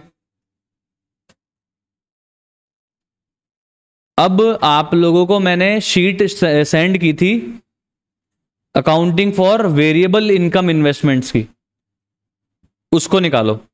अभी तक हमने किसकी अकाउंटिंग सीखी है? फिक्स्ड इनकम इन्वेस्टमेंट्स की, जिसपे परसेंटेज फिक्स रहती है कमाई की। अब हम पढ़ने वाले हैं उन इन्वेस्टमेंट की अकाउंटिंग जिसपे कमाई फिक्स नहीं रहती है, जैसे इक्विटी शेयर्स हो गए, म्यूचुअल फंड्स हो गए, तो वहां पे कमाया फिक्स नहीं रहती, तो उनकी हमको अकाउंटिंग कैसे करनी है वो हम लोग देखेंगे अभी। तो सबसे पहले आप आ जाओ अपने नोट्स पे। ये बी पार्ट स्टार्ट हो गया है, accounting to variable income investment securities. पढ़ते हैं सर क्या लिखा हुआ है। If investment are made in equity shares of companies और यूनिट्स ऑफ म्यूचुअल फंड, अगर आप लोगों ने पैसे कहां लगाए हैं, किसी भी कंपनी के इक्विटी शेयर में पैसे लगाए हैं, इन्वेस्ट किया है, या फिर किसी भी म्यूचुअल फंड की यूनिट्स को आपने परचेज करके वहां पैसे इन्वेस्ट किया है, then rate of dividend and due date of dividend are not fixed. ना तो कितना परसेंट डिविडेंड मिलना है वो फिक्स रहता है, और ना आपको कब मिलना है वो फिक्स रहता है। मिलना भी है कि नहीं है वो भी फिक्स नहीं रहता है। ना तो ड्यू डेट फिक्स रहती है, ना रेट ऑफ डिविडेंड फिक्स रहता है। समझ में आ रहा है क्या पक्का आपको? ओके। डिविडेंड में be declared and paid at any rate, by any rate, depending upon the earning available for distribution. देखो वो तो डिपेंड करता है ना कंपनी के पास कितना पैसा अवेलेबल, उस हिसाब से कंपनियां करती है ना डिविडेंड डिस्ट्रीब्यूट करती है। और कोई जरूरी भी नहीं कि डिविडेंड डिस्ट्रीब्यूट करा ही जाए। This is not compulsory thing to do sir, this is not compulsion to distribute dividend by any company. ध्यान रखना सर, हमने तो पढ़ा है प्रेफरेंस डिविडेंड में बांटना ही पड़ता है। अरे भाई ऐसा नहीं पढ़ा है आपने, ऐसा पढ़ा है कि प्रेफरेंस डिविडेंड होल्डर को, प्रेफरेंस डिविडेंड शेयर होल्डर्स को डिविडेंड देते हैं तो एक स्पेसिफिक रेट से देते हैं, पर देना है वो जरूरी नहीं होता है। ठीक है, ठीक है सर, ये तो अभी कंपनी लॉ आप पढ़ोगे तो समझ में आपको आ जाएगा। नहीं 123 सेक्शन से 127 सेक्शन यही है सारा, उसमें यही पढ़ना है आपको। तो डिविडेंड में भी declared and paid by any rate depending upon the earning available for distribution.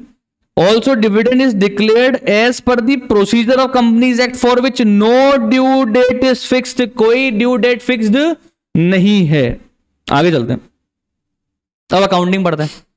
तो सबसे पहले अपन पढ़ने वाले हैं accounting for issue of bonus share bye company and received by share holder. समझना, जो भी कंपनी बोनस इश्यू करती है उसकी अकाउंटिंग सीए फाउंडेशन में अपन सीख के आ गए कि नहीं आ गए बताओ? आगे सीख के। बोनस इश्यू की एंट्री क्या होती है बताओ? पहले तो ये बताओ बोनस दिया कहां से जाता है? सर देखो हमारे पास ना 3 जगह होती है, एक होती है कैपिटल रिडम्पशन रिजर्व, एक होती है सिक्योरिटी प्रीमियम रिजर्व, और एक होता है फ्री रिजर्व। ठीक है, 2 तरह के बोनस होते हैं, एक होता है पार्टली पेड अप को फुली पेड अप में कन्वर्ट कर देना, और एक होता है fully paid up bonus share नया इशू करना। तो fully paid up bonus share नया इशू करते हैं तो सीआरआर और सिक्योरिटी प्रीमियम का और अपने जनरल रिजर्व का यूज कर लेते हैं हम लोग।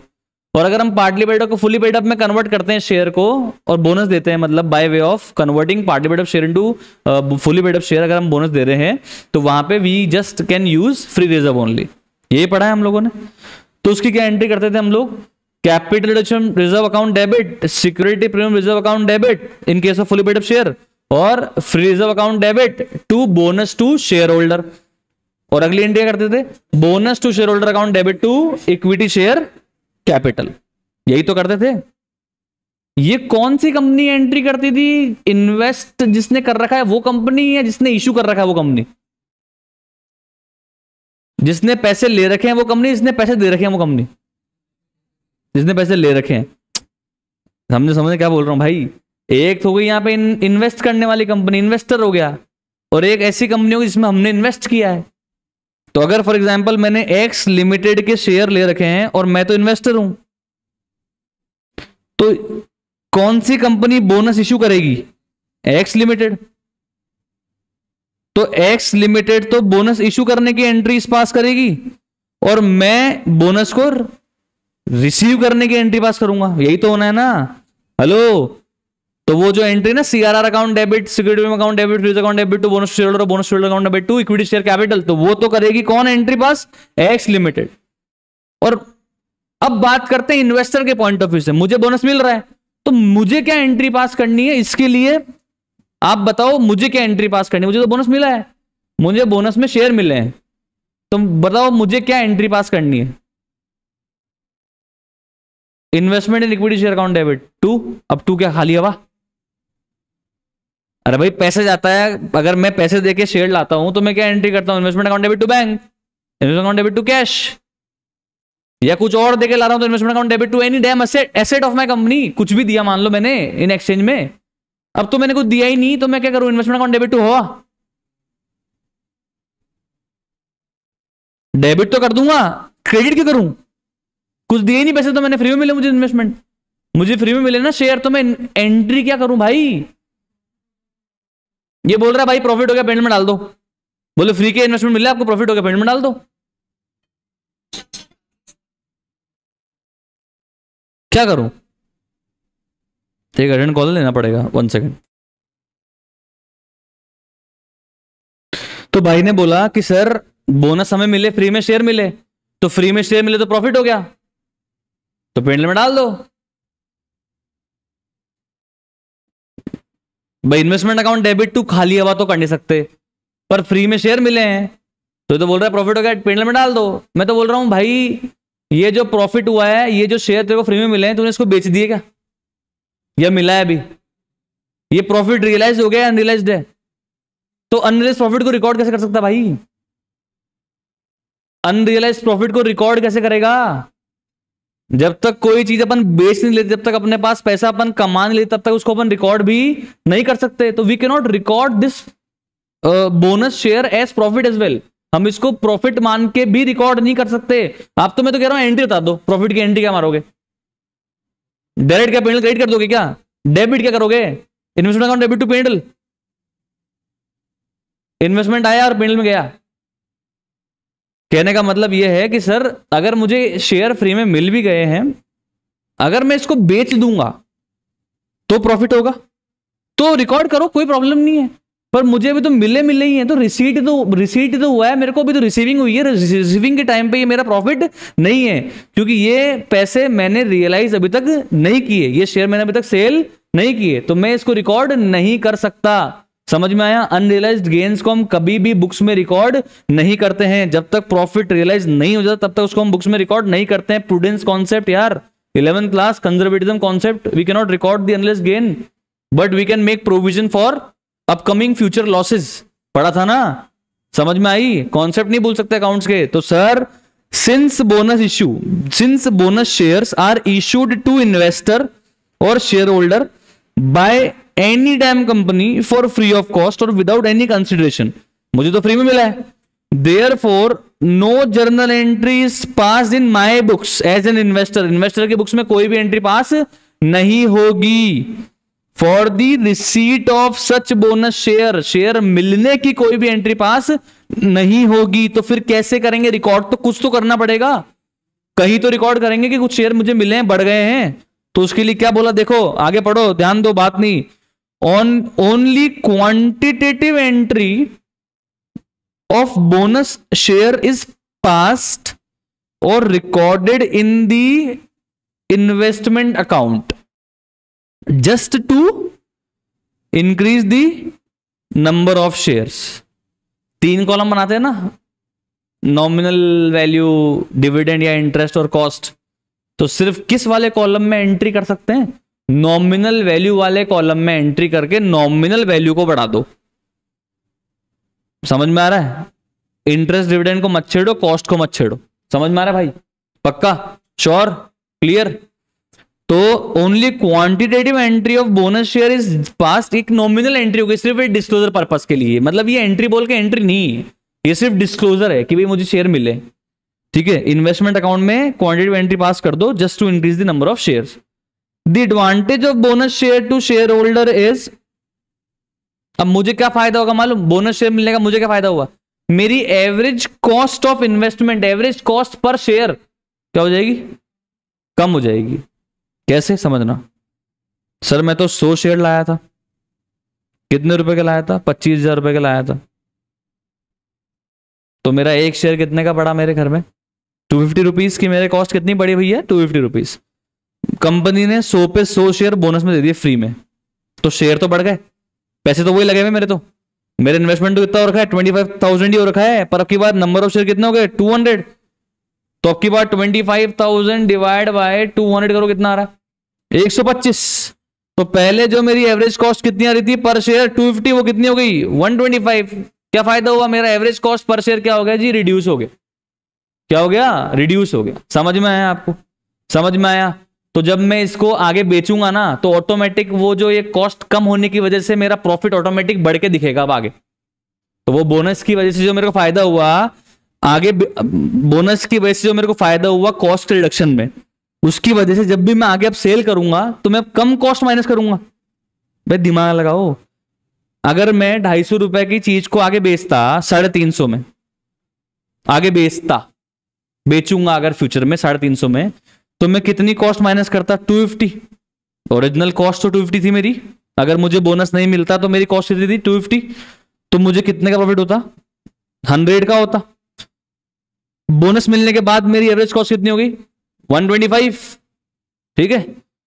कितने में बेचा मैं शेयर 350 में, कॉस्ट थी माइनस करूंगा 125, कितने का प्रॉफिट हुआ,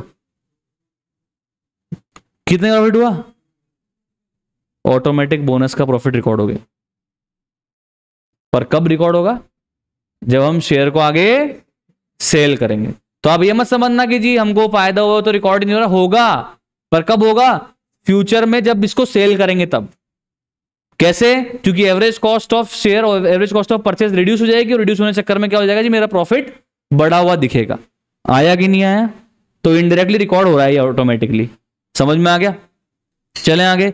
तो इन्वेस्टर को कोई भी बोनस के मिलने की एंट्री नहीं करनी है, बट कंपनी जो बोनस इश्यू दे रही है वो तो एंट्री करेगी, जो हम सीए फाउंडेशन में पढ़ के आए हैं। क्लियर, चलें आगे भाई साहब। अब राइट इशू की भी एंट्रीज पढ़ के आए हैं हम लोग, सीए फाउंडेशन लेवल पे राइट इशू की भी तो एंट्रीज पढ़ के आए हैं ना हम लोग। नॉर्मल एंट्री होती है राइट इशू की, तो bank account debit to equity share capital पढ़ के तो आए थे राइट इशू। हेलो, तो जो कंपनी राइट इशू दे रही है वो तो नॉर्मल एंट्री करेगी, जिसको मिल रहा है वो कैसे एंट्री करेगा, तो वो पढ़ते हैं आज। Accounting for right issue offer by company and exercised by share holder. मैं शेयर होल्डर हूं, कंपनी ने राइट इशू मुझे दिए, मुझे ऑप्शन दिया to purchase their share at discounted price, और मैंने वो शेयर परचेज कर लिए या वो राइट को बेच दिया। मेरे पास दो राइट होते हैं ना, आपको बताया ना मैं क्या कर सकता हूं, समझना। देखो बताता हूं आपको। मान लो जी कंपनी का मार्केट में शेयर की प्राइस चल रही है, मार्केट वैल्यू है जी कंपनी की 350, और मैं कंपनी का एग्जिस्टिंग शेयर होल्डर हूं, और कंपनी नए शेयर इशू करना चाहती है, एफपीओ कंपनी लाना चाहती है। सुना है ना एफपीओ, एक होता है आईपीओ और एक होता है एफपीओ। पहली बार लाते हैं आईपीओ, बाद में जो लाते हैं फिर वो एफपीओ। पता है ना आपने सर, कंप्लीट ओके। तो कंपनी को ना और पैसा चाहिए, मैं कंपनी का ऑलरेडी प्रेजेंट शेयर होल्डर हूं। अगर कंपनी आज की तारीख में बाजार में शेयर इशू करती है तो कितने रुपए इशू करना चाहिए उसको, कितने रुपए इशू करना चाहिए 350 पे, क्योंकि कंपनी के एक शेयर के दाम पे चल रहे हैं 350, तो कोई दिक्कत ही नहीं है, 350 रुपए ले लो, लोग बाग दे देंगे, मार्केट में भाव ही यही है। पर कंपनी जो उनके पुराने शेयर होल्डर होते हैं उनको एक राइट देती है कि जी पहला हक किसका बनता है, कंपनी के शेयर लेने का, पुराने शेयर होल्डरों का, एग्जिस्टिंग शेयर होल्डरों का। तो कंपनी मुझे राइट दे रही है, कंपनी बोल रही है कि जी आप चाहो तो हमारी कंपनी में हमको पैसे की रिक्वायरमेंट है, आप नहीं दोगे तो हम बाजार से लेंगे, पर बाजार से लेंगे तो आपकी शेयर होल्डिंग डाइल्यूट हो जाएगी, नए शेयर होल्डर और कंपनी में आ जाएंगे जो आप नहीं चाहोगे। तो अगर आप नहीं चाहते हो तो पैसा आप दे दो। तो हम कंपनी को कहेंगे कि यार देख भाई हम तेरे पुराने शेयर होल्डर हैं, बाजार में तेरा 350 का दाम चल रहा है, ठीक है, तेरे को भागादौड़ी भी नहीं करनी पड़ रही, लोगों से पैसे मांगने नहीं जाने पड़ रहे, तो तेरा तो कॉस्ट बच गया ना, तेरा तो cost of procurement of fund बच गया ना, तो तुम्हें सस्ते में दे। तो कंपनी बोल रही है ना, कंपनी बोल रही है कि हाँ जी सस्ते में देंगे ना, हम आपको 300 में दे देंगे। कितने में दे देंगे वो मुझे शेयर? 300 में। कंपनी की शेयर का फेस वैल्यू तो 100 ही है, उसमें मत जाओ, उससे क्या मतलब। कंपनी की मार्केट में दाम कितना है? 350। तो कंपनी आज एक शेयर मार्केट में देती, कितने मिलते कंपनी को? 350। कंपनी अगर मुझे वो शेयर दे रही तो मुझसे कितने लेगी? सिर्फ 300, 300 रुपीज मुझसे ले लेगी। ठीक है, तो मेरा तो फायदा ही है, मेरा तो फायदा ही है। मैं 300 रुपये देकर हमने शेयर लूंगा और बाजार बेच दूंगा। हालांकि बाजार में फिर राइट इशू के बाद वैल्यू गिरती भी है, ऐसा नहीं है कि पूरा 50 रुपये फायदा कमा लूंगा मैं, इतना झंडू नहीं है शेयर मार्केट, उनको सब पता होता है। ठीक है, समझ में आ रहा है। कंपनी के राइट इशू से पहले कंपनी की शेयर की प्राइस बढ़ जाती है, उसको बोलते हैं कम राइट प्राइस। याद है क्या? कम राइट प्राइस, जिस प्राइस के अंदर शेयर प्लस राइट की वैल्यू जुड़ी हुई रहती है, भूलो मत। और राइट इशू होने के बाद जो प्राइस बचती है शेयर की, उसको क्या बोलते हैं? X right price. निकालते भी थे हम लोग फाउंडेशन में। अब जिन्होंने बेचारों ने फाउंडेशन में भी नहीं पढ़ा और इंटर में भी नहीं पढ़ रहे हैं, तो उनकी तो देखो अब मैं क्या करूं, क्योंकि जो पहले ओल्ड कोर्स में थे ना, उनके तो फाउंडेशन में था नहीं है बोनस राइट, और वो फिर उनका एडमिशन इंटर न्यू में हुआ तो इंटर में से भी गायब हो गया, उनको नहीं आता ये। बाकी आपको तो पता है। ठीक है, समझ में आ गई। तो मैं 300 रुपए के अंदर शेयर ले लूंगा। अगर मैं 300 में शेयर ले लूंगा तो नॉर्मल एंट्री बताओ क्या करते हैं इन्वेस्टमेंट की। मैं 300 में शेयर ले रहा हूं कंपनी के, कंपनी क्या एंट्री कर रही है वो तो वो जाने, मैं क्या एंट्री करूंगा ये बताओ। Investment account debit to bank 300 300, simple. इसमें क्या है, इसमें क्या सिंपल हो गई, तो बिल्कुल बेसिक एंट्री हो गई। पर अगर मुझे ये राइट नहीं चाहिए, ये मुझे राइट शेयर नहीं चाहिए, मैं कंपनी के अब शेयर और परचेज करना नहीं चाहता। मेरा दोस्त है बियानी, मैंने बोला यार बियानी काम कर, मेरे को मिले हुए राइट्स पर मेरे पास तो पैसे नहीं है। देख भाई और शेयर लेने के बात है, क्योंकि एक शेयर लूंगा 300 रुपए देने पड़ेंगे, मेरे पास 300 नहीं है और मैं नए शेयर लेना नहीं चाहता। तो एक काम कर भाई, तू ले ले राइट शेयर। भैया ने बोलेगा कि मैं कैसे ले लूं, मैं कह दूंगा मैं ऑथोराइज कर रहा हूं तेरे को, मेरे पास आया था राइट, अधिकार आया था शेयर परचेज करने का। राइट मतलब अधिकार आया था परचेज करने का, मैंने इसको नहीं लिया तो मैंने अपना राइट रिनाउंस कर दिया। क्या कर दिया? रिनाउंस कर दिया। किसको रिनाउंस कर दिया? बियानी को। मैंने बोला बियानी तू ये शेयर परचेज कर ले 300 का, तेरे को तो फायदा ही है भाई, 350 का दाम चल रहा है, 300 में तू ले ले, तेरे पास पैसे में, तेरे को हमने शेयर लेना भी था। बियानी बोलेगा अरे वाह, फ्री में फायदा हो रहा है मेरा, तो ले लूंगा भाई, मैं तो इसको शेयर लेना भी था। पर मैं बोलूंगा भाई तेरे को मैं फ्री में थोड़ा ना दूंगा यार, मिले तो राइट मेरे को थे ना भाई, राइट तो मेरे को मिले थे, कंपनी के एक्सिस्टिंग शेयर होल्डर तो मैं हूं, तो मैं बियानी से कितने रुपए ले लूंगा? 10 रुपए ले लूंगा। कितने रुपए ले लूंगा? 10 रुपए। किस चीज के 10 रुपए लिए मैंने? राइट ट्रांसफर करने के, राइट ऑफ रिनाउंसमेंट ट्रांसफर करने के, कैपिटल गेन। कैपिटल गेन पढ़ा है आपने टैक्स में अभी तक?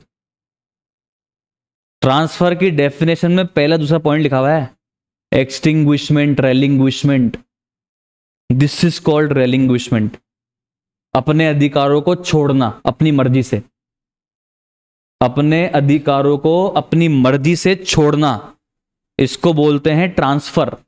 और इस पे टैक्स लगता है कैपिटल गेन टैक्स। आपने हेडिंग में पढ़ा भी होगा ये, राइट इशू के बारे में पढ़ा है क्या? हाँ हाँ, 2-3 टर्म्स लिखी हुई, एक्सटिंग्विशमेंट, रेलिंग्विशमेंट, सेल, परचेज, अलग अलग लिखी हुई है। इमूवेबल प्रॉपर्टी का अगर मान लो जी टेक ओवर कर लिया, तो वो सब ट्रांसफर की डेफिनेशन में आता है। जिन्होंने कैपिटल गेन पढ़ा उनके बोल रहा हूं मैं आपको, ठीक है। तो छोड़ो कैपिटल गेन छोड़ो, टैक्स छोड़ो, कुल मिला के 300 रुपए का कंपनी मुझे दे रही है, मैं तो ले नहीं रहा। अगर मैं ले रहा हूं तो मैं क्या एंट्री कर दूंगा? Investment account debit to bank 300 300, 350 या 300 300। मैंने कितने रुपए दिए? 300, सिंपल। अगर मैंने वो राइट खुद ने परचेज नहीं करा, वो राइट मैंने किसी और को दे दिया पर उससे 10 रुपए ले लिए, तो उस 10 रुपए की भी तो एंट्री करनी पड़ेगी ना। जो देगा वो क्या करेगा, वो जाने। मेरे को 10 रुपए मिल रहे हैं, मैं क्या एंट्री करूंगा? Bank account debit to investment.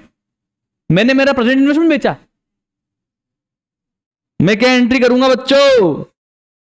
मैं क्या एंट्री करूंगा बच्चों? Bank account debit to sale of right, और फिर ईयर एंड पे sale of right account debit to P and L. तो 2 एंट्री हुई, 2 केस हुए। या तो मैं वो शेयर खुद परचेज कर लूं जो कंपनी मुझे सस्ते में दे रही है, 350 का शेयर 300 में दे रही है, तो मैं 300 रुपीज अगर मैं पे कर रहा हूं तो उसकी तो मैं क्या एंट्री कर लूंगा? Investment account debit to bank कितना 300 सिंपल एंट्री, नॉर्मल एंट्री से नॉर्मल इन्वेस्टमेंट की होती है। पर अगर मैंने वो राइट शेयर खुद ने एक्सरसाइज ना करके, राइट शेयर में खुद पैसे ना लगा के, अगर वो मैंने राइट रिनाउंस कर दिया, मेरा राइट ही बेच दिया और उसके 10 रुपए मुझे मिले, तो उसकी मैं क्या एंट्री करूंगा, बैंक अकाउंट डेबिट 10 रुपए टू सेल ऑफ राइट 10 रुपए। और इस सेल ऑफ राइट, ये तो मुझे पूरा प्योर फायदा है सर, ये तो कैपिटल प्रॉफिट है, come on, it will be transfer to P&L at the end of the year. Sale of right account debit to P&L, समझ में आया आपको? तो अगर मैं राइट एक्सरसाइज कर लूंगा, राइट शेयर खुद खरीद लूंगा मैं, तो investment account debit to bank, और अगर राइट को मैं रिनाउंस कर दूंगा, किसी और को दे दूंगा, किसी और को बेच दूंगा, तो bank account debit to sale of right और sale of right account debit to P&L। I hope I made this point clear to you guys. Clear, पक्की बात, श्योर? चलें आगे, चलें भाई आगे चलें। ओके, अब इसमें नोट है एक, सुनना। As per para 13 of accounting standard 13, the sale of right is credited to investment account to the extent loss incurred to shareholder in the existing holding due to reduction in market price of the share after right issue। ये क्या बोल गया भाई, ये क्या बोला?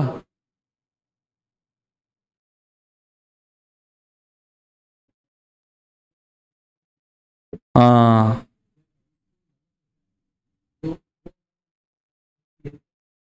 अपन beer नहीं करेंगे, अपन उतने सेल ऑफ राइट के फायदे को इन्वेस्टमेंट को कम करने में यूज कर सकते हैं, उसको पेंडल में ना डाल के, उसको पेंडल में ना क्रेडिट करके हम एंट्री क्या कर सकते हैं, sale of right account debit to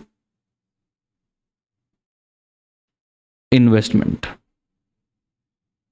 पहली एंट्री तो क्या करेंगे पैसे मिलने पे, बैंक अकाउंट डेबिट टू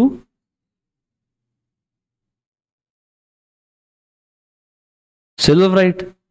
दूसरी एंट्री क्या करनी चाहिए थी, sale of right account debit to P&L।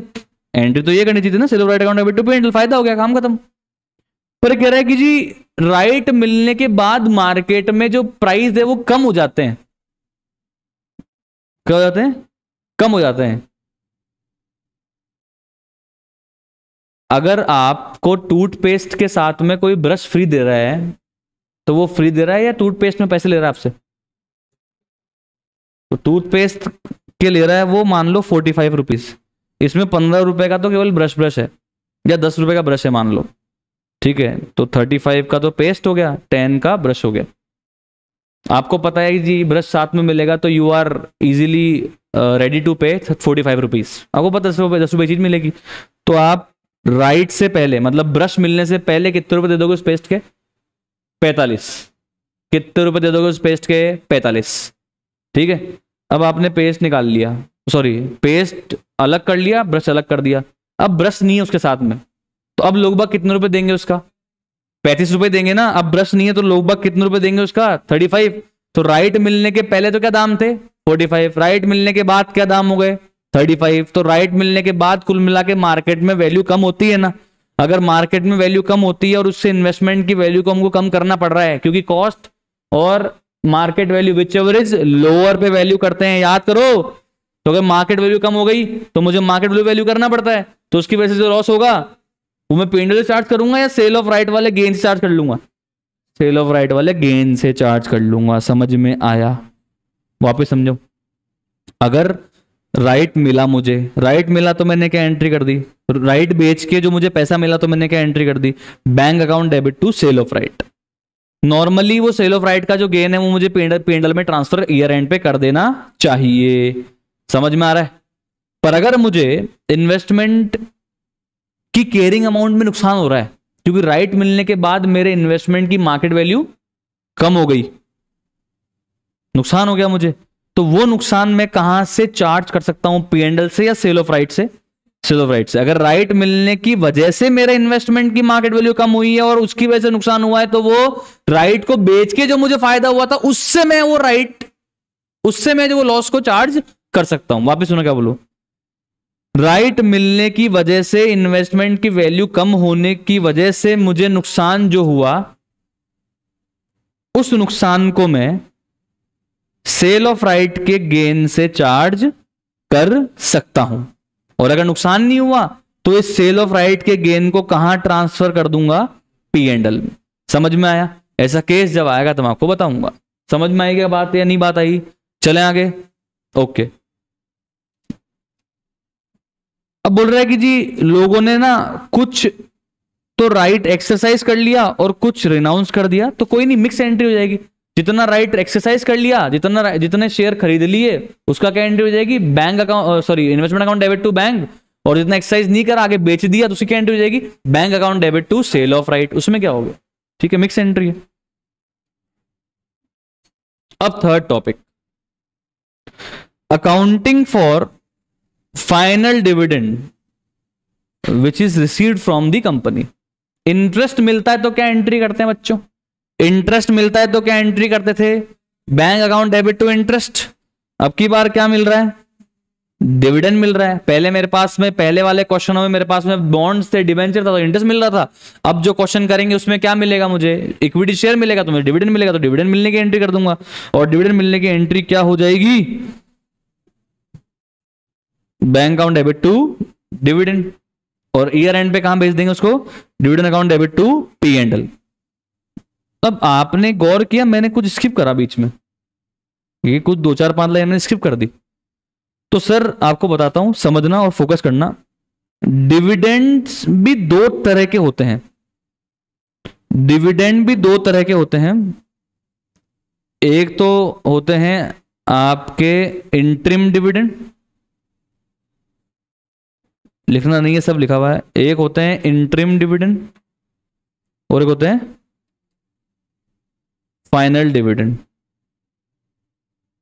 In short कहूं तो जो लास्ट ईयर की कमाई से दिया जाए वो फाइनल डिविडेंड है, और जो इस साल की कमाई से दिया जाए वो इंटरिम डिविडेंड। करंट ईयर की कमाई से करंट ईयर में डिविडेंड दिया जाए उसको बोलते हैं इंटरिम डिविडेंड। इंटरिम का मतलब बीच में ही, ठीक है। और लास्ट ईयर में जो कमाई की थी उसकी वजह से इस साल हमको डिविडेंड मिल रहा है, उसको क्या बोलते हैं मोन, फाइनल डिविडेंड। प्रॉफिट फाइनलाइज होने के बाद जो मिलता है बेसिकली, क्योंकि लास्ट ईयर जो कमाई की होगी उसका फाइनलाइजेशन तो इस साल हुआ होगा। 31 मार्च को कोई बैठ के तो बैलेंस शीट बनाता नहीं है ना, तो लास्ट ईयर 31 मार्च को जो क्लोजिंग हुई उसका पता हमको प्रॉफिट का लगा इस साल के बाद जब अपने फाइनलाइजेशन हुआ, ठीक है। और उसके बाद हमने डिविडेंड दिया, तो उसको हम बोलते हैं फाइनल डिविडेंड। मतलब लास्ट ईयर की कमाई से जो इस साल हमें डिविडेंड मिले वो फाइनल डिविडेंड है, और करंट ईयर की कमाई से जो मुझे करंट ईयर में डिविडेंड मिले वो इंटरिम डिविडेंड है। ये तो हो गए दो टाइप के डिविडेंड। अब दो टाइमिंग होती है डिविडेंड्स की। क्या हो गया, मैंने कब बोला हैप्पी बर्थडे, ये एप्पल वाले मजे लेते हैं यार। तो दो टाइमिंग होती है डिविडेंड की, पहले भी आया था क्या? हाँ ऐसे करते हैं, ये तो आया ही नहीं, अब आ गया आ गया। ऐसे थम्स अप में भी आता है, और हुआ, और ये अब तो आया ही नहीं गया। एक खुशी मना रहे तो आना चाहिए ना यार। हाँ दिल पे आता है, दिल। वाह यार भाई, ये तो मुझे कुछ पता, नया पता लगा यार आज। चलो ये तो मुझे पता है, ऐसे अपन हैप्पी बर्थडे बोलते हैं ना, happy birthday, happy happy birthday. यार एक बार आया था ना यार, वो अलग होता है, इससे सीखूंगा चलो बाद में। तो दो टाइमिंग होती है डिविडेंड मिलने की, एक तो होती है, समझना प्लीज,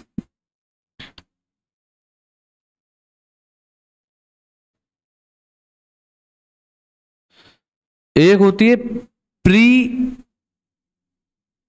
एक्विजिशन और एक होता है पोस्ट एक्विजिशन।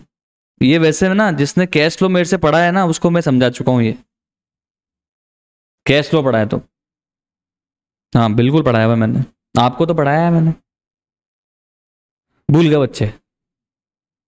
समझने क्या होता है, मैंने भाई एक कंपनी है एक्स लिमिटेड, ठीक है, और इस कंपनी के डिविडेंड, इस कंपनी के शेयर सर मैंने तो है ना 1 जुलाई 2024 में परचेज किए थे, ठीक है।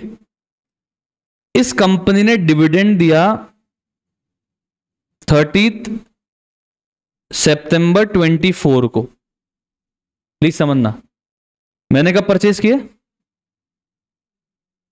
शेयर्स, एक्स लिमिटेड के शेयर मैंने कब परचेज किए 1 जुलाई 24 को, और मुझे डिविडेंड कब मिला 30 सितंबर 2024 को। पर बताऊं ये डिविडेंड किस पीरियड का मिला, बताऊं ये डिविडेंड किस पीरियड का मिला, 1 अप्रैल 23 से लेकर 31 मार्च 24 वाले ईयर का मुझे डिविडेंड मिला। Final dividend of last year received in current year. वापस सुनना मैं क्या बोला, मैंने ये शेयर कब परचेज किए 1 जुलाई 2024 को, मुझे डिविडेंड कब मिला 30 सितंबर 2024 को। उस दिन तो मैं ही था शेयर होल्डर, तो मुझे डिविडेंड मिल गया। पर मैं ये कह रहा हूं कि मुझे ये डिविडेंड किस पीरियड के लिए मिला है, लास्ट ईयर के लिए। तो मैं इस डिविडेंड के लिए हकदार हूं क्या, वैसे बताओ, इस डिविडेंड का हकदार हूं क्या मैं? सर हकदार नहीं हो क्या हुआ, आप तो ले और मौज करो ना, पार्टी करो, क्यों दिमाग लगा रहे हो, आपको तो पैसा मिला मौज करो। मैं ये कह रहा हूं लास्ट ईयर का डिविडेंड कंपनी ने 30 सितंबर को दिया, 30 सितंबर से पहले मैं डिविडेंड होल्डर शेयर होल्डर बन गया, तो मुझे डिविडेंड मिल गया। पर क्या लास्ट ईयर मैं शेयर होल्डर था क्या, लास्ट ईयर मैं शेयर होल्डर था क्या, जिस ईयर के लिए कंपनी ने डिविडेंड दिया है उस ईयर में मैं शेयर होल्डर था क्या कंपनी का, या नहीं था, बोलो था या नहीं था? नहीं था, तो कायदे से मुझे यह डिविडेंड मिलना नहीं चाहिए, पर मिल रहा है। कंपनी थोड़ी ना ढूंढने जाएगी कि कौन था कौन हकदार था, कंपनी तो जो रिकॉर्ड डेट पे डिविडेंड शेयर होल्डर होगा उसको कंपनी तो डिविडेंड दे देगी, बात खत्म। कंपनी ढूंढने नहीं जाएगी, रिकॉर्ड डेट पे जो शेयर होल्डर होगा उसको कंपनी डिविडेंड पे कर देगी, बात खत्म। पर मुझे तो पता है ना, अंदर से सेल्फ रिलेशन है मेरे को कि लास्ट ईयर तो मैं डिविडेंड भाई शेयर होल्डर था ही नहीं, तो लास्ट ईयर डिविडेंड तो मुझे मिलना ही नहीं चाहिए, पर मिल गया। अब मिल गया तो फेंकूंगा थोड़ा ना, जेब में डालूंगा ही, मिल गया तो रखूंगा नहीं क्या, मिल गया तो रखूंगा। अगर ये डिविडेंड मुझे मिल गया है तो मैं बैंक अकाउंट डेबिट तो करूंगा। पर क्या ये मेरी रेवेन्यू इनकम है क्या इसका हकदार हूं क्या मैं, क्या ये इनकम मैंने कमाई क्या इन्वेस्टमेंट पे ये इनकम मैंने कमाई, एक्रू हुई क्या ये इनकम, बताओ आप मेरे को, नहीं हुई ना। तो क्या मैं इसको टू डिविडेंड करना चाहिए हूं क्या, ये बताओ, इसको मैं क्या इनकम मान सकता हूं क्या, नहीं। तो फिर क्या करना चाहिए थोड़ी देर बाद बताऊंगा, सस्पेंस है। अब समझना आप एक बात, अब मैंने ये एक्स लिमिटेड के शेयर परचेज किए फ्रूटी से, तो Frooti was the share holder before me, तो मैंने फ्रूटी से ये शेयर्स परचेज कर लिए। पर फ्रूटी तो पढ़े लिखे चार्टर्ड अकाउंटेंट है, फ्रूटी को पता है कि कंपनी डिविडेंड देगी, पर कंपनी डिविडेंड कब देगी 1 जुलाई के बाद, और फ्रूटी शेयर कब बेच रही है 1 जुलाई को, फ्रूटी कब दे रही है शेयर 1 जुलाई को, पर फ्रूटी को मालूम है कि कंपनी तो उस पर डिविडेंड देगी। हो सकता है कि कंपनी ने लास्ट ईयर अनाउंस कर दिया होगा, और हो सकता है ये मीटिंग में पास हो गया होगा, अप्रूवल हो गया होगा, पर अभी तक कंपनी ने डिविडेंड पे नहीं किया है, पर फ्रूटी को तो मालूम है डिविडेंड मिलेगा। तो जब मैं ये परचेज करके लाऊंगा शेयर्स फ्रूटी से, तो फ्रूटी क्या सिर्फ मुझसे शेयर्स के ही पैसे लेगी क्या, या डिविडेंड के भी ले लेगी, बोलो यार। जब डिविडेंड मिलने वाला होता है ना, बाजार को खबर होती है कि ये कंपनी डिविडेंड देने वाली है, उससे पहले कंपनी के शेयर के दाम बढ़ जाते हैं, क्योंकि उस दाम में सिर्फ शेयर का पैसा नहीं है, उस दाम में किसका पैसा भी इंक्लूडेड है, डिविडेंड का। मुझे पता है कि आप मुझे फ्री में कोई चीज दोगे तो मैं उसके लिए ज्यादा पे करूंगा ना, हेलो।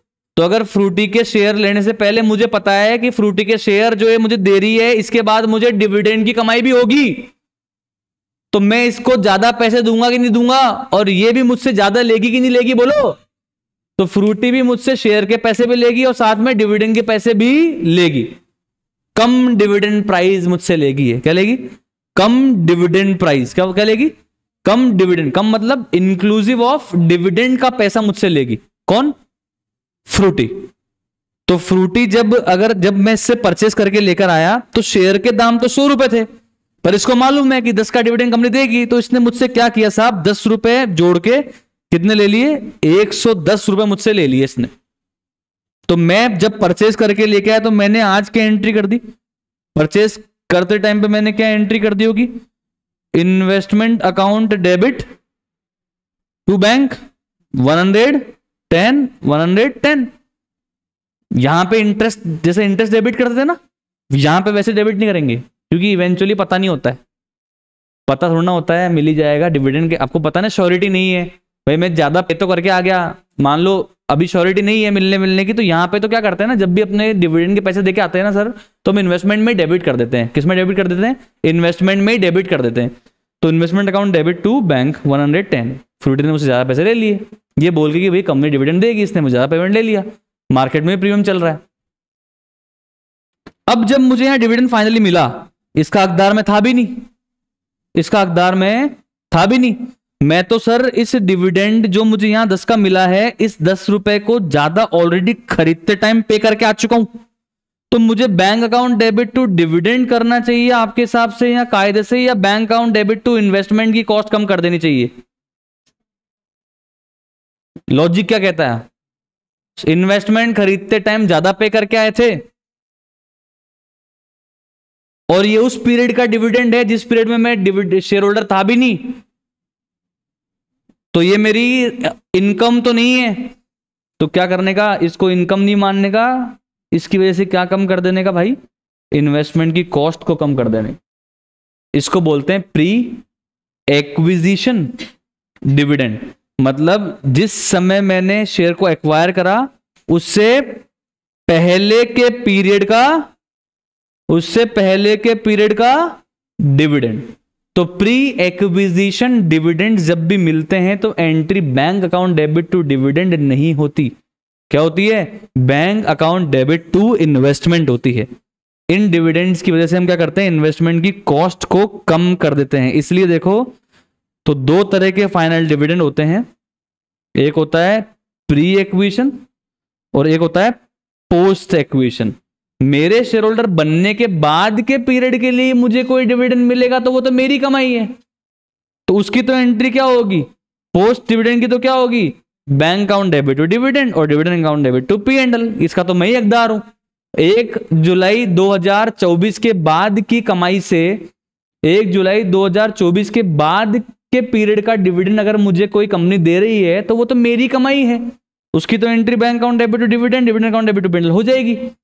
बट मुझे अगर उस पीरियड के लिए डिविडेंड दिया जा रहा है जिस पीरियड में मैं शेयर होल्डर था ही नहीं, वो मेरी कमाई नहीं है, वो मेरी इनकम नहीं है, उसकी क्या एंट्री होगी? Bank account debit to investment in equity shares. समझ आया कि नहीं आया? बोलो यार, बताओ पक्का? श्योर? कंफर्म? पक्का? तो फाइनल डिविडेंड में वैसे तो 2 होते हैं डिविडेंड, एक तो इंटरिम और एक फाइनल। फाइनल में फिर 2 होते हैं, 2 टाइमिंग होती है डिविडेंड की, एक होती है प्री एक्विजिशन और एक होती है पोस्ट एक्विजिशन। अगर मुझे फाइनल डिविडेंड मिल रहा है उस पीरियड का जिस पीरियड में मैं शेयर होल्डर था ही नहीं, तो वो मैं उसको इनकम नहीं ट्रीट करता, उसको मैं रेवेन्यू ट्रीट नहीं कर सकता AS 9 के हिसाब से, उसको मैं AS 13 के हिसाब से इन्वेस्टमेंट की इनकम ट्रीट नहीं कर सकता, उसको मुझे AS 13 के हिसाब से इन्वेस्टमेंट की कॉस्ट से कम करना पड़ेगा। समझ में आया? तो क्या एंट्री करनी पड़ेगी प्री एक्विजिशन डिविडेंड की? Bank account debit to investment, क्योंकि ये कैपिटल नेचर की रिसीट है। This is not revenue income, this is not revenue receipt. समझ में आ रहा है? ये तो कैपिटल नेचर की रिसीट है, तो उस पीरियड के लिए मुझे मिल रहा है जिस पीरियड में मैं शेयर होल्डर था ही नहीं, तो ये तो मेरी कैपिटल इनकम है, कैपिटल रिसीट है, तो it will eventually decrease my cost of investment, जो होना भी चाहिए, क्योंकि जब मैं खरीद के लाया तब मैं ज्यादा पे किया था, और आज अगर मुझे डिविडेंड मिल रहा है तो मैं अपनी कॉस्ट को क्या कर दूंगा सर? कम कर दूंगा। समझ में आया कि नहीं आया? और अगर जिस पीरियड के लिए मुझे डिविडेंड मिल रहा है उस पीरियड में मैं खुद शेयर होल्डर था कंपनी का, तो वो तो मेरी रेवेन्यू इनकम है, रेवेन्यू रिसीट है, तो उसके लिए तो नॉर्मल एंट्री हो जाएगी bank account debit to dividend और dividend account debit to P and L. Bank account debit to dividend और dividend account debit to P and L. इधर मैं इसको इनकम मान रहा हूं और इधर मैं इसको असेट में से कम कर रहा हूं। समझ में आया? ये तो मैंने आपको कैश फ्लो में भी तो पढ़ाया था भाई, इन्वेस्टमेंट का अकाउंट बनाया था जब, कैश फ्लो में पढ़ाया है मैंने, लिख रखा है नोट्स अपने। हाँ समझाया भी था आपको, प्री एक्विजिशन डिविडेंड अपने इन्वेस्टमेंट अकाउंट की क्रेडिट साइड पे लिखा हुआ है, चेक कर लेना आप अपने नोट्स में कैश फ्लो के।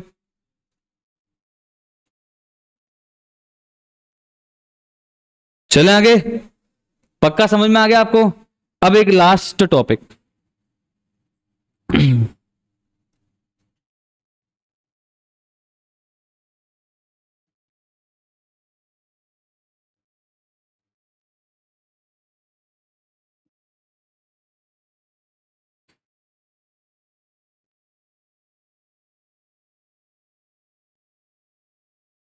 Accounting for interim dividend. समझना प्लीज, समझना प्लीज, समझना भाई। देखो बात यह है, मैं बना शेयर होल्डर 1 जुलाई 2024 को या 1 अप्रैल 2024 को, स्टार्टिंग में या मिड में, और कंपनी ने करंट ईयर की इनकम से ही यानी कि 24-25 की इनकम से ही डिविडेंड बांटा, डिविडेंड डिस्ट्रीब्यूट किया।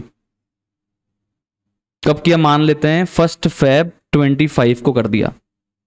कौन से ईयर की इनकम से? 24-25 की इनकम से ही 24-25 में ही डिविडेंड डिक्लेयर किया। ठीक है, मतलब करंट ईयर का, करंट पीरियड का ही डिविडेंड है ये, करंट पीरियड का ही डिविडेंड है, करंट ईयर की इनकम से ही दिया जा रहा है। रेवेन्यू रिसीट या कैपिटल रिसीट? Revenue receipt. ये तो इनकम है मेरी, क्या एंट्री होगी? Bank account debit to interim dividend और लास्ट में dividend account debit to P and L. Simple है यार, मतलब इंटरिम डिविडेंड को पोस्ट एक्विजिशन डिविडेंड के तौर पे ट्रीट करना है। मतलब ये उस पीरियड का डिविडेंड है जिस पीरियड में मैं कंपनी का शेयर होल्डर था, ये उस कमाई से डिविडेंड दिया जा रहा है जिस पीरियड में मैं कंपनी का शेयर होल्डर था। समझ में आ रहा है कि आपको? इंटरिम डिविडेंड तो साल भर की कमाई, करंट ईयर की कमाई से करंट ईयर में डिविडेंड दिया जाता है, तो इसको हमेशा आपको क्या ट्रीट करना है? रेवेन्यू रिसीट ट्रीट करना है। तो this dividend is received in current year on all the shares, चाहे अपने पास में पुराने लास्ट ईयर के शेयर थे उन पे भी मिलेगा और जो इस साल में अपन ने नए लिए उस पे भी मिलेगा। It is a revenue receipt, therefore credited to P and L, therefore credited to P and L. समझ में आया? छोटा मोटा जो भी गैप अभी समझने में आपका रह गया होगा तो वो अब जब हम इस टॉपिक के क्वेश्चन करेंगे नेक्स्ट पार्ट में तब क्लियर हो जाएगा। और इसके बाद में इस चैप्टर में कोई भी कॉन्सेप्ट नहीं बचा हुआ है, ये लास्ट कॉन्सेप्ट था। समझ में आ गया? तो अपन जब नेक्स्ट पार्ट में मिलेंगे, ठीक है, नेक्स्ट क्लास में मिलेंगे, तो आप लोग को आराम से जो भी गैप आपके रह गया होगा अंडरस्टैंडिंग में वो क्लियर हो जाएगा। बाकी अगर कोई आपको भी डाउट है तो आप पूछ सकते हो। समझ में आया? क्लियर?